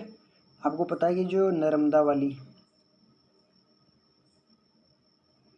जैसे ये राजस्थान है, अब देखो ऐसा ही बन रहा है हमसे तो स्क्रीन पे है ना, तो यहाँ पर जो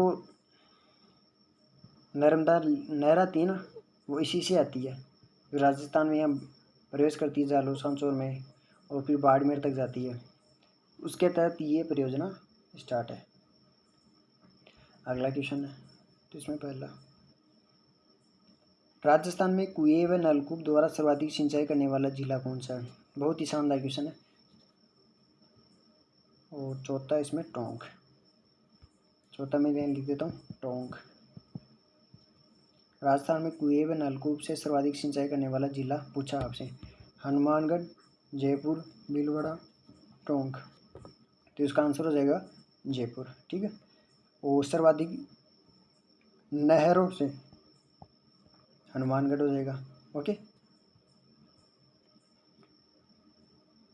चलिए जयपुर। 62 का है, हाल ही में राज्य सरकार द्वारा स्वीकृत महिला पुलिस बटालियन के संदर्भ में आपको असंगत बताना है। इसमें फिर एक तरफ महिला बटालियन और दूसरी तरफ है मुख्यालय उनके। जैसे अभी 2025 वाले जो बजट हुआ था ना पास, उसमें इनकी घोषणा की गई थी, तो आपको बताना है कौन सी इसमें असुमेलित है, यानी कि उनके मुख्यालय से संबंधित बताना कि कौन सा इसमें गलत है। पद्मिनी बटालियन सीकर, हडी रानी अजमेर, कालीबाई बटालियन बांसवाड़ा, अमृता देवी बटालियन बाड़मेर। इसमें आपको असंगत बताना है, असंगत।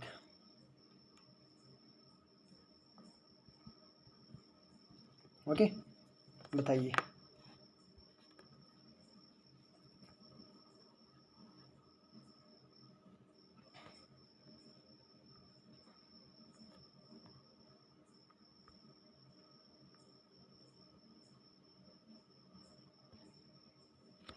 तो इसका आंसर हो जाएगा ये कालीबाई वाली बांसवाड़ा में नहीं है।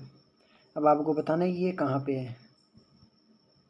ये आपके लिए छोटा हूँ ताकि आपकी क्लास बड़ी नहीं हुई। 53, राज्य बजट 2025-26 के अंतर्गत लोक गायक संगीतकारों को बढ़ावा देने के लिए गौरी देवी कला केंद्र की स्थापना कहाँ की जानी प्रस्तावित है। ठीक है, पहला उदयपुर, डूंगरपुर, बीकानेर, बीकानेर। और चौथा है, चौथा बनाते हैं, एक मिनट,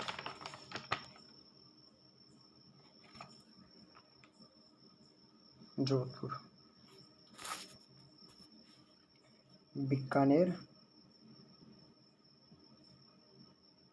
या जोधपुर। बताइए कहाँ पे है ये। तो आपको इसमें याद रखना, एक तो बजट 2025-26 में हुई थी ये बात, और ये कहाँ पर है, गौरी देवी कला के अंदर। यह भी पटवारी वाली में भी एग्जाम में आया था, मांड गायकी के संदर्भ में, पर उसका आंसर दूसरा था, जो आप अपने में सॉल्यूशन करवाए उसमें देख सकते हो आप। इसका आंसर हो जाएगा बीकानेर, बीकानेर, बीकानेर, बीकानेर। Okay, next. अब फिर असंगत पूछा आपसे, असंगत युग्म। एक तरफ कुछ कार्यक्रम है और एक तरफ उनसे संबंधित कुछ स्थल है। तो मैं यहाँ लिख देता हूँ, आपको असंगत बताना है, यानी कि गलत बताना आपको। एक तरफ कुछ कार्यक्रम और एक तरफ उनसे संबंधित कुछ स्थान। तो थ्राइव 2025 IIT जोधपुर, ऊर्जा महोत्सव केलादेव भरतपुर, थार महोत्सव बाड़मेर, NMOC1 2025 उदयपुर। बताइए इनमें कौन सा सही नहीं है। बहुत ही शानदार क्वेश्चन है, अलग भी पूछा जा सकता है, ऐसे भी पूछा जा सकता है।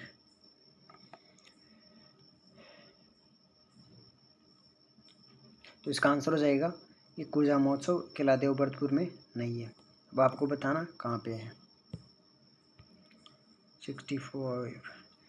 फिर ये जैसे अभी लाइब्रेरियन वाले पेपर में आया था ये क्वेश्चन, तो पेपर देखो आपको इससे टेस्ट से लगभग 4 से 5 क्वेश्चन देखने को मिलेंगे, जो कि आप एक सब्जेक्ट को पढ़ के लाते हो, आप वो टेस्ट में ला सकते हो, है ना। प्रश्न है, बर्तन बैंक योजना के संदर्भ में आपको कथनों पर विचार करना और इसमें आपको बताना सत्य वाला। पहला है, इस योजना के प्रथम चरण में 1000 ग्राम पंचायतों को बर्तन सेट खरीदने तो 1-1 लाख रुपए दिए जाएंगे। दूसरा, प्रत्येक चिन्हित पंचायत में कम से कम 400 बर्तन सेट रखे जाएंगे।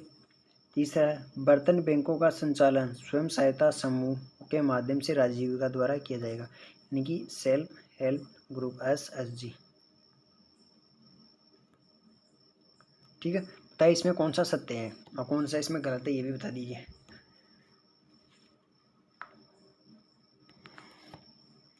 जैसे अभी उसमें लाइब्रेरी वाले में पूछा था कि कहाँ पे किया जाएगा, तो उसका आंसर देखो ये रहा। तो इसमें ये वाला सही है, 1-1 लाख रुपए और 400 सेट, ये भी सही है, और आजीविका के द्वारा की। तो इसमें तीनों ऑप्शन क्या है, सत्य है। तो देखते हैं तीनों ऑप्शन में। तो हाँ भाई, डी है, सही है। ठीक है, इसकी स्क्रीनशॉट लीजिए आप। फिर है, हाल ही में कोटा में आयोजित अंडर 20 राष्ट्रीय कुश्ती चैंपियनशिप में राजस्थान के किस खिलाड़ी ने जूनियर वर्ग री स्टाइल कुश्ती में स्वर्ण पदक जीता है। कोटा के हैं, अंडर 20 में खेला है और जूनियर वर्ग में स्टाइल कुश्ती में स्वर्ण पदक जीता है। तो देखो इसमें संबंध भी पूछा जा सकता है कि कहाँ से थे। एक तो कोटा का याद रखना आपको, एक अंडर ये वाला राष्ट्रीय कुश्ती में, और स्वर्ण पदक इन्होंने जीता है। तो ये महानुभाव कौन थे, हमारे अर्जुन कुमार बिश्नोई। ठीक है, बहुत ही शानदार, स्क्रीनशॉट लीजिए इसका। अगला है, सेमीकंडक्टर नीति जारी करने वाला देश का पहला राज्य कौन सा है। सेमीकंडक्टर नीति जारी करने वाला राजस्थान का प्रथम राज्य इसमें आपको पूछा है। तो इसमें हो जाएगा आपका गुजरात। ठीक है, ये क्या कि मैं आपको डायरेक्ट बता रहा हूँ।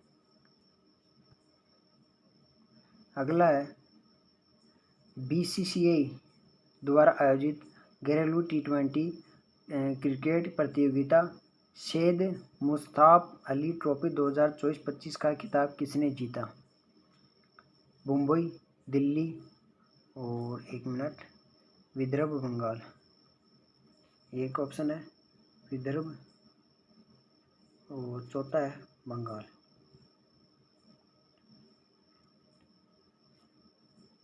बताइए इसका आंसर क्या होगा।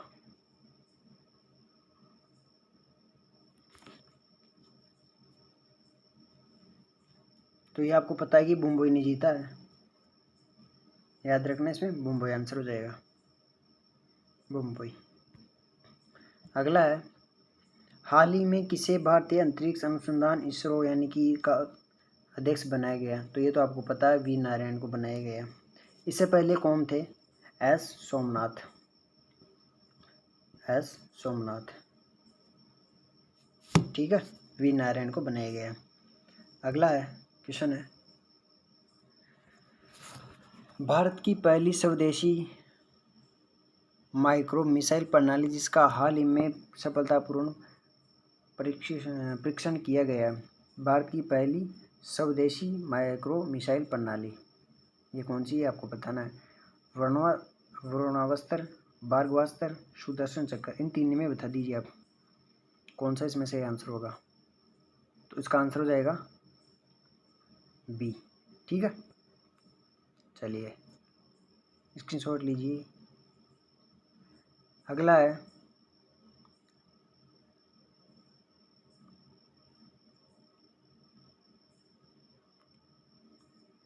हाल ही में किस साहित्यकार को 59वां ज्ञानपीठ पुरस्कार, ये रिपीट हुआ क्वेश्चन वापिस इस टेस्ट सीरीज में, मतलब ओरिजिनल पेपर में आया था।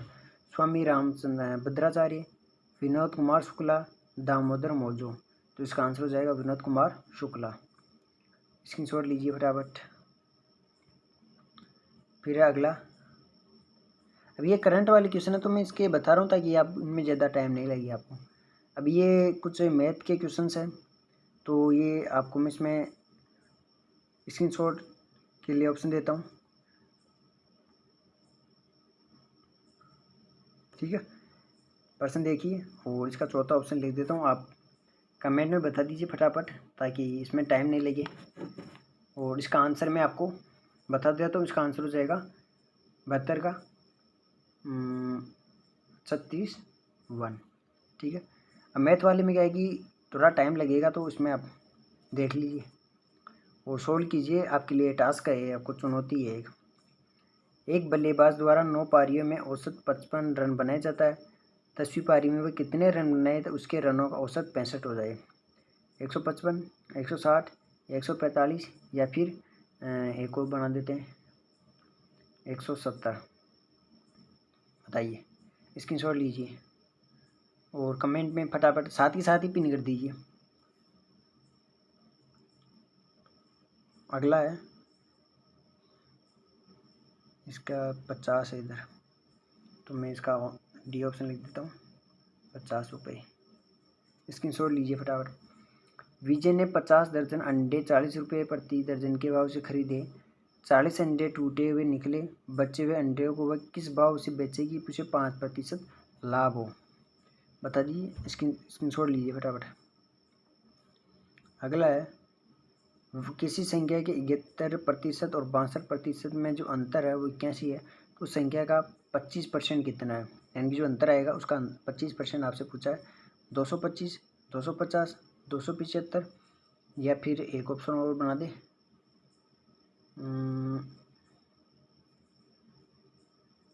230 कर लो एक और।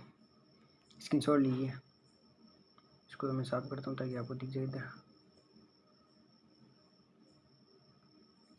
सॉल्व करके आंसर कीजिए फटाफट। अगला है 8% साधारण ब्याज की दर से 3 वर्ष के समय अंतराल में कितनी राशि 11,780 रुपये हो जाएगी। आपको इसमें मूलधन पूछा है कितनी राशि। ठीक है, तो इसके ऑप्शन देख लेते हैं एक बार। एक 96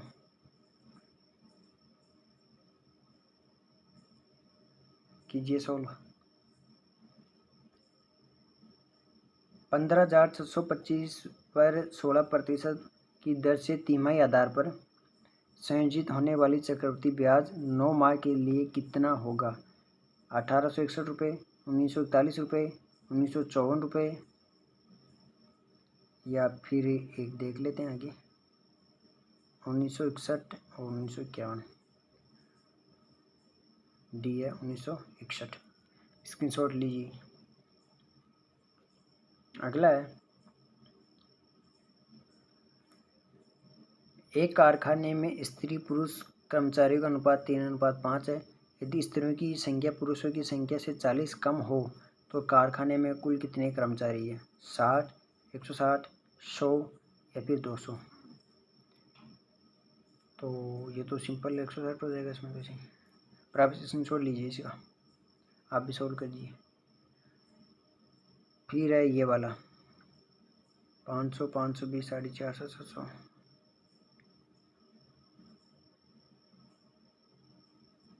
ऑप्शन है 500, 450, 520 और 600। बताइए, रुपये 1850 को ABC में इस प्रकार विभाजित किया गया है कि 1 का भाग बटा, मतलब B बटा का अर्थ है अनुपात, है ना, B का भाग बटा C का भाग बराबर, ये क्वेश्चन देख लीजिए आप, हिंदी इंग्लिश दोनों में है। इसका आंसर क्या होगा, ये ऑप्शन आपके सामने।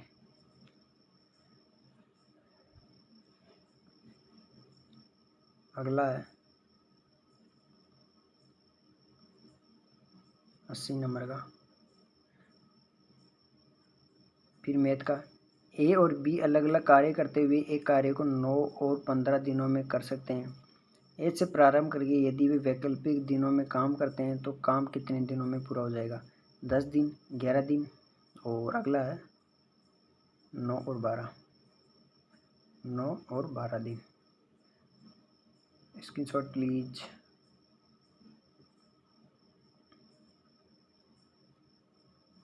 अगला है एक बस की गति, पहले इसके ऑप्शन देख लेते हैं। 60, एक बस की गति 72 किलोमीटर प्रति घंटा है।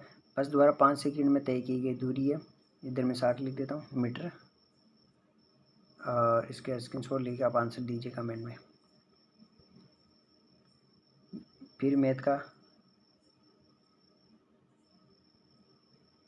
12 पेनों का क्रय मूल्य 16 पेनों के विक्रय मूल्य के बराबर है, तो लाभ या हानि का प्रतिशत बराबर। तो इसमें देखो हानि होगी, तो ऐसे सिंपल है, और इसमें 25% हानि हो जाएगी, पर आप स्क्रीनशॉट लीजिए इसका। भैया सी नीचे दी गई आकृति को पढ़िए जो किसी कंपनी ने 2001-2005 के वर्षों में आई वे को दर्शाती है। 2002 और 2003 की अवधि में कंपनी को हुए लाभों का अंतर पूछा आपसे, लाभों का अंतर। मैं इसको छोटा कर रहा हूँ, ये आपको दिखेगा नहीं इधर, तो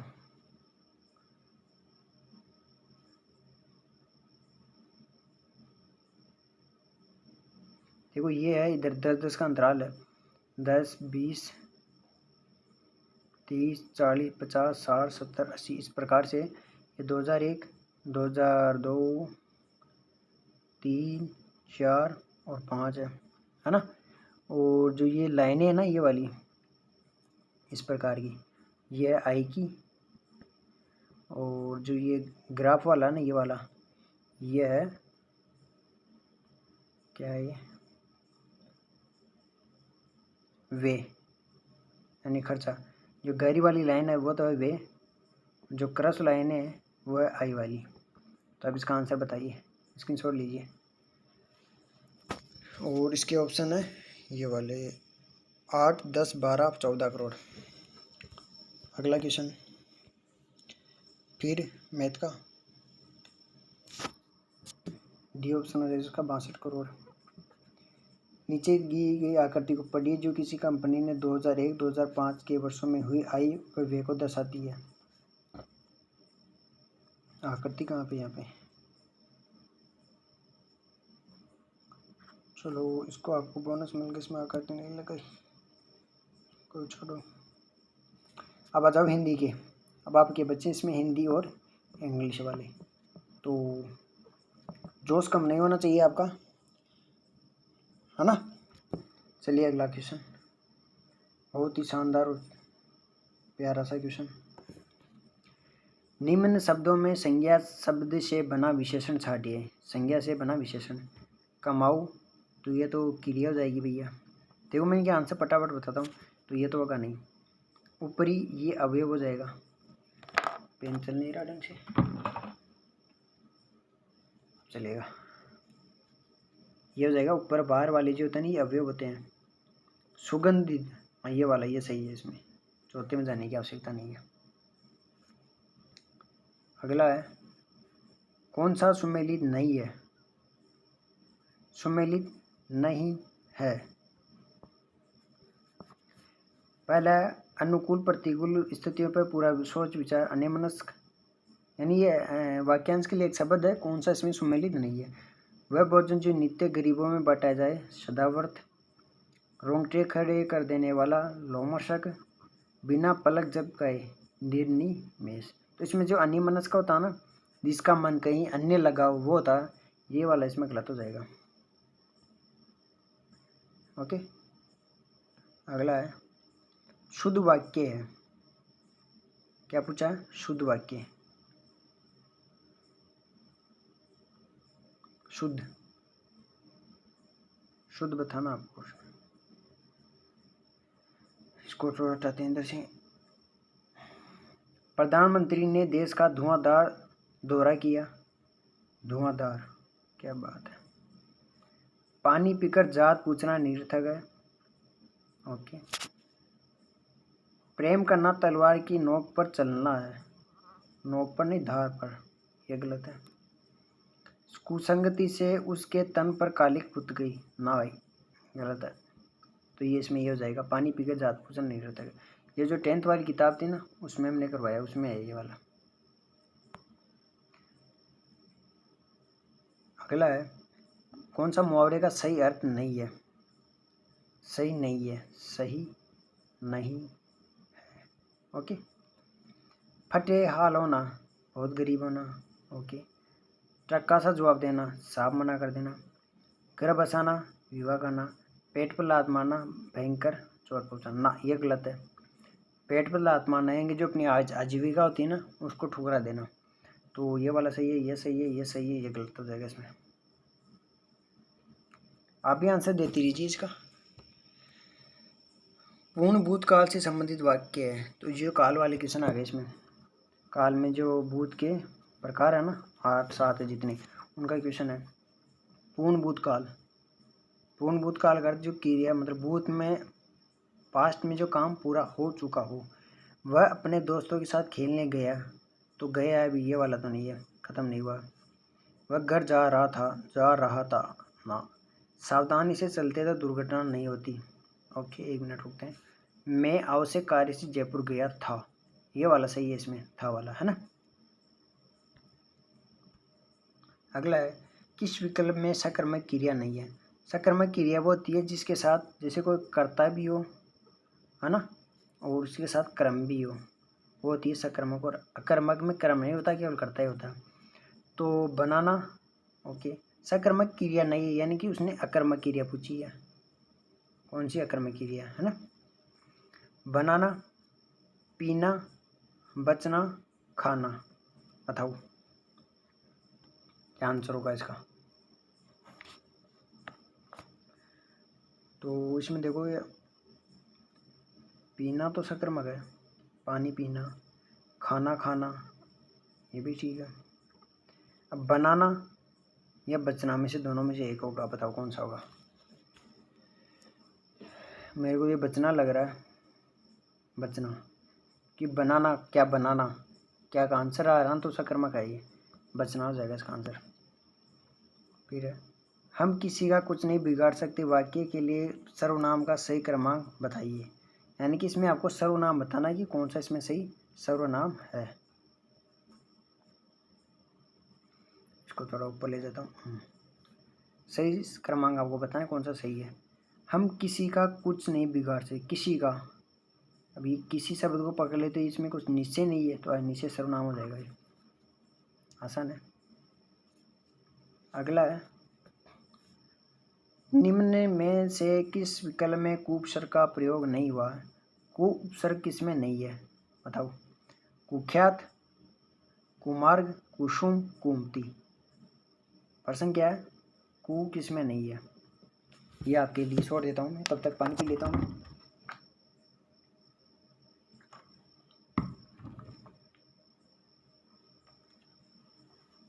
तो इसमें देखो, कुमार्ग में भी कु प्लस मार्ग, सुमार्ग। कुसुम है ना, मूल शब्द है, फूल है ना, तो इसमें कुसुम में नहीं है, बल्कि कुमति सुमति होती है, कुख्यात है, विख्यात होता ही है, कुमार्ग सुमार्ग होता है, तो इसमें ये वाला सही हो जाएगा, है ना। अगला है, अब ज़्यादा क्वेश्चन नहीं है, टोटल 120 ही थे इसमें, होने वाले लगभग, धैर्य बनाए रखिए। सर्वनाम से निर्मित भाववाचक संज्ञा कौन सी है? नहीं, सर्वनाम से निर्मित आपको भाववाचक संज्ञा बतानी है। ओके, मैं इसको थोड़ा आगे करता हूँ। एक है औचित्य, इधर लिख देता हूँ।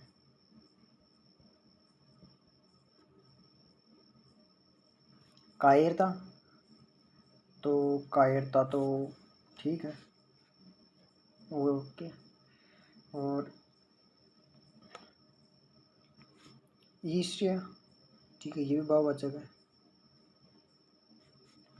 अहंकार, नहीं मतलब नहीं है। अहंकार, अहंकार एक भाव है ना। अहम यानी मैं, तो इसमें आ रहा है भाई साहब, इसमें सर्वनाम भी है मैं, और कार यानी अहंकार हो गया, इसमें ये वाला सही है, इसमें औचित्य में नहीं है। अगला क्वेश्चन, तो अहंकार हो जाएगा इसका आंसर। निम्न में से किस विकल्प में शुद्ध शब्द है? शुद्ध पूछा आपसे, बताइए शुद्ध कौन सा है? अध्यापतन, परिषद, षड्यंत्र, आशीर्वाद या अध्यापतन? तो इसका आंसर हो जाएगा अध्यापतन। ये डिप्टी जेलर वाला एग्जाम था ना, उसमें आता है ये। परिषद में जो द होता है ना, इसमें हलंत आता है, षड्यंत्र में इसके हलंत आएगा, आशीर्वाद ऐसे लिखते हैं, आशीर जो वाह होती है उसके ऊपर रहेगा, ठीक है। तो इसमें हो जाएगा अध्यापतन। अगला, फिर समास आ गया, कौन सा सही समास का इसमें प्रयोग हुआ है? समास बताना सही वाला। राम कृष्ण, बहुवीर समास। यमुना तट, करण, तत्पुरुष, भला मानस, दिवगु, कलकलता, क्रमधारी।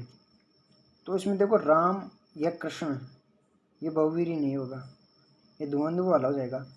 यमुना के तट पर, ये करण नहीं होगा, हाँ तो तत्पुरुष है लेकिन करण नहीं है। तट, यमुना के, संबंध वाला जाएगा इसमें। भला मानस, तो द्विगु में क्या होता है, जो पहला शब्द होता है ना, जैसे ये मानस वाला हो गया, तो संख्यावाचक होना चाहिए, 1 2 3 4 इस प्रकार से, तो ये भी नहीं है। फिर क्या बचा, कन कलता, ये क्रमधारी है, इसकी विशेषता बता रहा है ना, ठीक है। अगला है, इक प्रत्यय का अशुद्ध रूप कौन सा है? यानी कि कौन से में इक प्रत्यय है वो गलत यूज हुआ है? तो नैतिक, सामाजिक, व्यवहारिक या फिर ऐतिहासिक?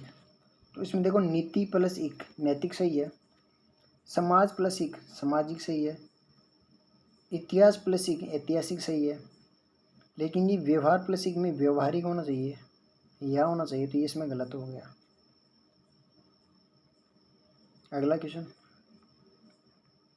स्वाधीन का विलोम है, स्वाधीन। देखो इसमें ये भी पूछा जाता था कि इसमें कौन सा उपसर्ग है, सु प्लस अधीन। एक मिनट,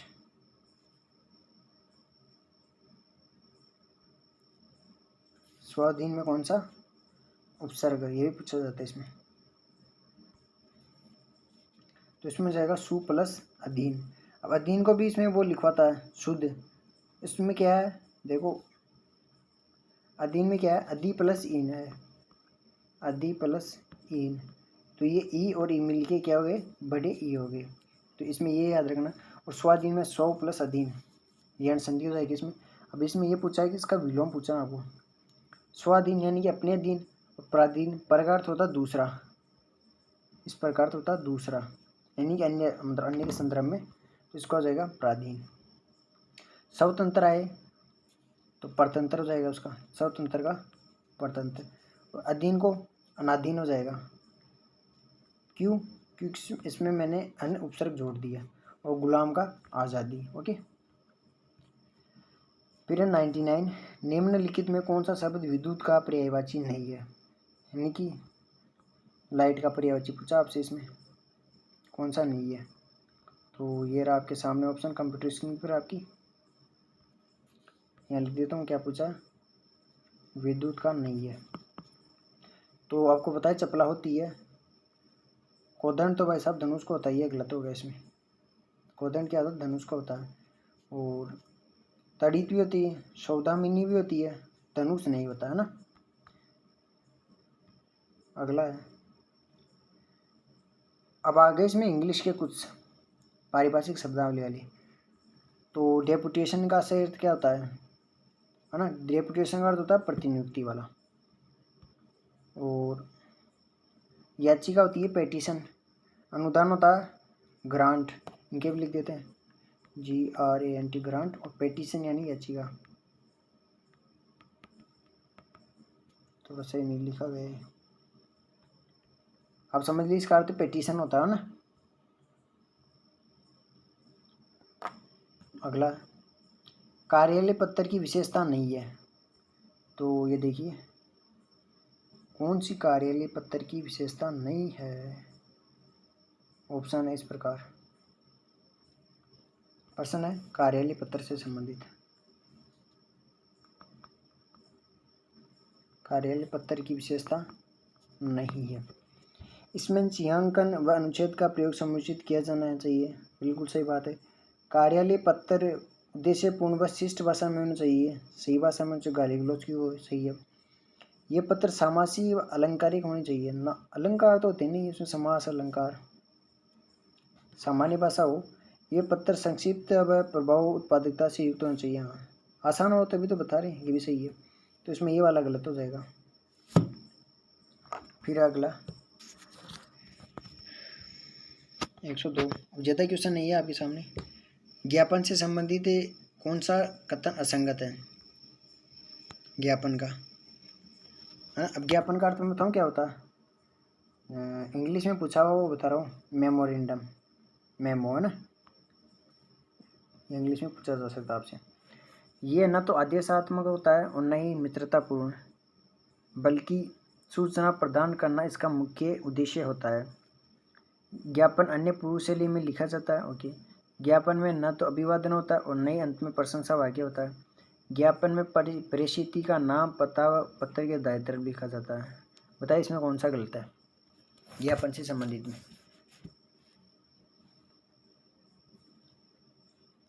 तो इसमें देखो जो दाई वाला दे रखा नहीं, ये गलत है इसमें, है ना। अगला क्वेश्चन है व्यंजन संधि का उदाहरण है। तो अब संधि से संबंधित क्वेश्चन आ गए। व्यंजन संधि का कौन सा इसमें उदाहरण है? व्यंजन संधि क्या होता है? जिसमें व्यंजन चेंज होता है ना। तो वागीस में वाक प्लस ईस, यही व्यंजन संधि का उदाहरण है। वाक प्लस ईस।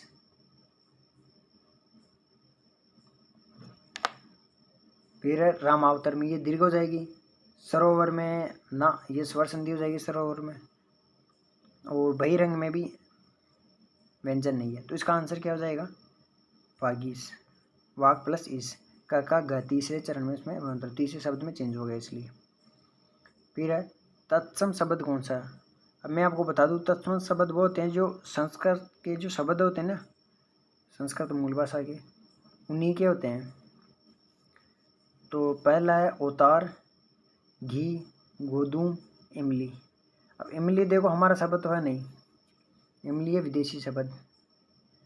और गोदूम है संस्कृत का शब्द, है ना। और हमारा था ग्रीत संस्कृत का, उसका बन गया घी, तद्भव। और उतार नहीं है ना। तो इसका हो जाएगा गोदूम। शायद गोदूम बोलते हैं गेहूं को, गेहूं या जौ को कुछ बोलते हैं। अगला क्वेश्चन,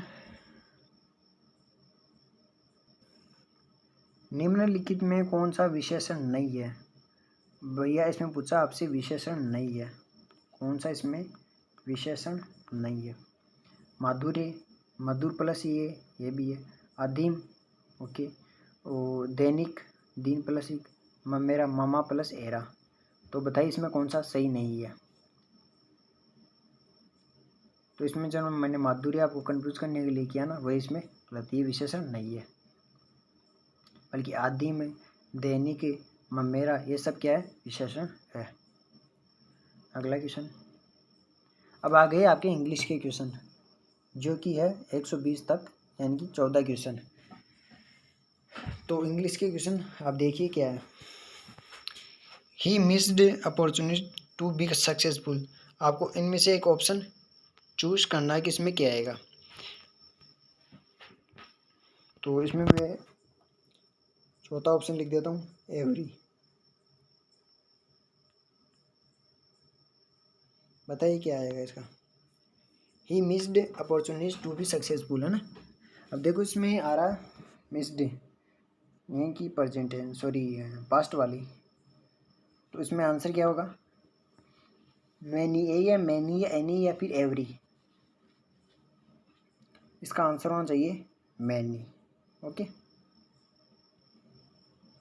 अगला क्वेश्चन है, ही खालिस्तान the guest before the left, उसके धन्यवाद से पहले गेस्ट और लेफ्ट मतलब जा चुके थे।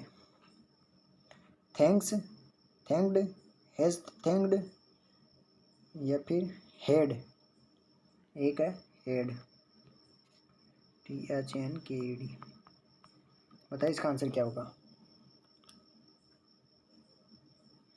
तो इसमें देखो बिफोर आ रहा है ना, ही आ रहा है, तो इसमें हेड हो जाएगा, चौथा ऑप्शन है ना। अगला है, दे खालिस्तान for you since morning date they, तो इसमें खालिस्तान बताइए क्या आएगा। Have been waiting, have been waited, have been waiting, had है यहाँ पे। और चौथा है will have been waiting, will have been waiting. बताइए क्या आएगा। तो इसमें देखिए सिंस आ रहा है, तो इसमें हेड हो जाएगा फिर। अगला है, ही पास्ड खालिस्तान ए थिक फॉरेस्ट, ऑप्शन है 3 थ्रो, थ्रोट, थ्रो, तो मैं चौथा लिख देता हूँ THROW, इसमें O है, इसमें E है, ध्यान रखना। प्रश्न पढ़ लिए, ही पास्ड खालिस्तान ए थिक फॉरेस्ट, बताओ। तो ये तो सिंपल है, थ्रो होना चाहिए इसमें ना, ये वाला। देखो इसमें भी फालतू का यहाँ पर ओ डाल रखा है एक, तो इसमें ये वाला हो जाएगा सही, जंगल से गुजरा ना। Sumit said to Ankita, Sumit said to Ankita were you knocking at my door, तो इसमें आपको ये चेंज करना है ना, एक्टिव पैसिव वाला ये। Sumit asked Anita if she was knocking at the door, Sumita asked Anita if she had been knocking at the door, Sunita asked Anita if she had knocking at the door. तो इसमें देखो एक तो यहाँ पर वाज है, एक में हैड बीन है, एक में हैड है, तब कौन सा सही होगा।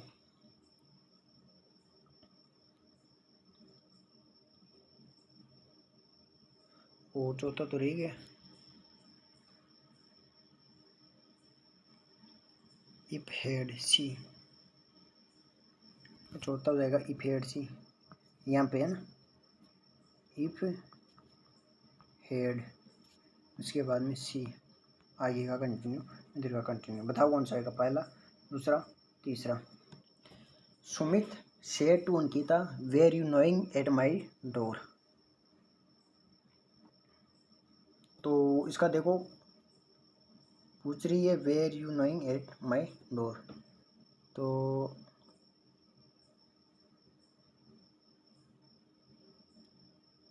Sumita asked Ankita if he had, इसमें ये वाला होना चाहिए, ठीक है, ओके। अगला है, my son is very fond खालिस्तान making paintings of from four, तो चौथा लिख देता हूँ मैं यहाँ पे, फोर, चौथा है फोर। बताइए क्या आएगा इसमें। माई son is very fond, preposition का क्वेश्चन है, क्या आएगा, मेकिंग पेंटिंग्स ऑफ या ऑफ फ्रॉम या फोर, तो इसमें ऑफ आना चाहिए ये वाला, है ना, ऑफ। अगला क्वेश्चन,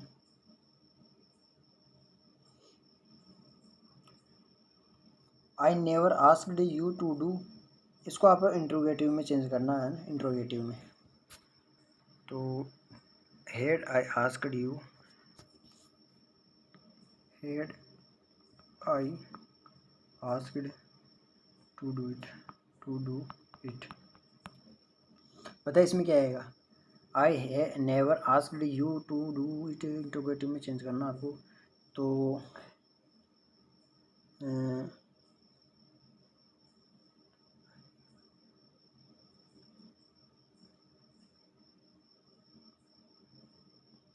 इसमें देखो ये आस्क्ड में जा रहा है, ये डिड आना चाहिए फिर, तो ये सही हो जाएगा इसमें तीसरा वाला ना।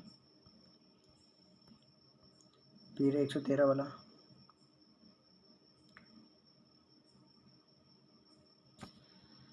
आई never asked you to return my book transform into interrogative sentence. आपको अब इसको प्रश्नवाचक वाक्यांश में आपको चेंज करना है। तो देखो भैया पहला ऑप्शन है I never asked you to return my book, ये सेम टू जैसे पिछली बार आया था ना वैसा ही है, तो इसमें भी डिड ही हो जाएगा, तो इसमें डिड है दो में। Did I never ask you to return my book, did I ever ask you, एक में नेवर है एक में एवर है। ओके, तो कौन सा सही होगा इसमें, एवर वाला। ओके, इंट्रोगेटिव में है ना इसलिए किया हमने, नेवर लगाते फिर ये नेगेटिव में चला जाता। खाली स्थान वाटर, ये आर्टिकल से संबंधित क्वेश्चन है, आर्टिकल से संबंधित। Water must be pure if it is so drink, कुछ भी हो, तो इसमें आपको यह बताना यहाँ पे क्या आएगा, तो आर्टर के आगे तो कुछ आता ही नहीं है, तो नो आर्टिकल आ जाएगा, सिंपल था ये तो। 115 Ankita will return the book, तो इसमें आपको पैसिव में इसको चेंज करना है, Ankita will return the book, पहला option will return the book passive में चेंज करना है, तो returning of the book will be done by Ankita. No, ये तो ऐसे गलत हो गया, the book will be returned, no, the book would have been, तो ऐसे नहीं आएगा डायरेक्ट, ये तो कट गया। चौथा देखते क्या कहीं मारा हूँ यार, the book will be returned by Ankita, अरे यार ये दूसरा ही तो सही था इसमें, will be return by Ankita, है ना। देखो इंग्लिश थोड़ी कम आती है लेकिन आंसर ठीक है इसके। फिर पारिभाषिक के आया हुआ क्वेश्चन है, ऑन प्रोबेशन क्या होती है, हम 2 साल की जैसे जॉब लगती है उसके बाद में 2 साल प्रोबेशन होती है, परिवीक्षा दिन, परिवीक्षा दिन। और कदाचार का पूछे तो इसका होता है मिसकंडक्ट, एक देता है मिसबिहेव, एक देता है मिसकंडक्ट, तो आपको उसमें मिसकंडक्ट याद रखने का, मिसबिहेव होता है दुर्व्यवहार। अगला dash, the dash is used to, जो इंग्लिश में जो विराम चिन्ह होते हैं ना हिंदी वाले, उसको इंग्लिश में पूछा है कि डैश का यूज किस में होता है, तो कोई पॉज लेते हैं ब्रेक लेते हैं उसमें इसका यूज होता है, तो इसमें तो पहला हो जाएगा, ठीक है। ओके, फिर अगला 18, अब 2 क्वेश्चन हो रहे हैं, जिन्होंने टेस्ट दिया उनके लिए तो फ़ायदा हो ही गया, जिन्होंने दिया वो आगे देख लेंगे इसको फिर। If you have roses growing in your garden you can make एक lovely of flower at home, bouquet, bouquet ही क्या है, QUTE, बताइए भाई इसमें क्या आएगा। If you have roses growing your garden you can make a lovely, अच्छा ये फूलों का गुच्छा से संबंधित प्रश्न है कि आपने उगा रहे हो तो आप क्या बनाओगे उससे, तो ये फूलों का गुच्छा होता है जो कि ये वाला होता है,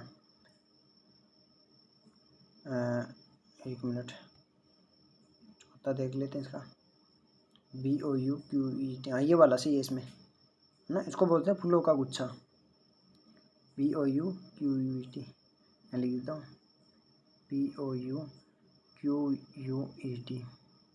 इसका अर्थ होता है फूलों का गुच्छा, ठीक है, ये चौथा सही रहेगा इसमें। फिर 119, ज़्यादा नहीं 2 ही क्वेश्चन रहे हमारे, देखिए, choose the option bit correct in the underline part of sentence, इसकी जगह आपको क्या सही आएगा वो आपको इसमें सिलेक्ट करना है। तो प्रश्न है Reena was cooking in the kitchen when her husband was reaching home. Okay, इसकी जगह क्या आएगा? वुड हैव बीन रीचिंग या हैड रीच्ड। तीन में बताइए, इनमें मिल जाएगा वो आंसर। बना रही थी जब उसके पति आए, तो इसमें रीच्ड हो जाएगा ना, ऐसे ही है, रीच्ड। अगला है लास्ट क्वेश्चन। मुझे कहानी पसंद है, कहानी पसंद है, इसका आपको इंग्लिश में ट्रांसलेशन करना है कि इसमें क्या आएगा। मुझे कहानी पसंद है, I like that story, I like this story, तो डेट लाइक तो आएगा ना इसमें, है ना। लाइकिंग भी नहीं आएगा, लिकिंग ये नहीं आएगा, कट गया, ये भी कट गया। आई लाइक दिस स्टोरी, मुझे स्टोरी पसंद है। ठीक है, तो ये देखो हमारे 120 क्वेश्चन हो चुके हैं, जिसमें से हमने हिंदी, इंग्लिश, क्या क्या किया हमने। सबसे पहले मैंने पॉलिटी के कुछ क्वेश्चन किए, कलर चेंज कर लेते हैं। ओके, सबसे पहले हमने पॉलिटी के पर्सन किए, है ना।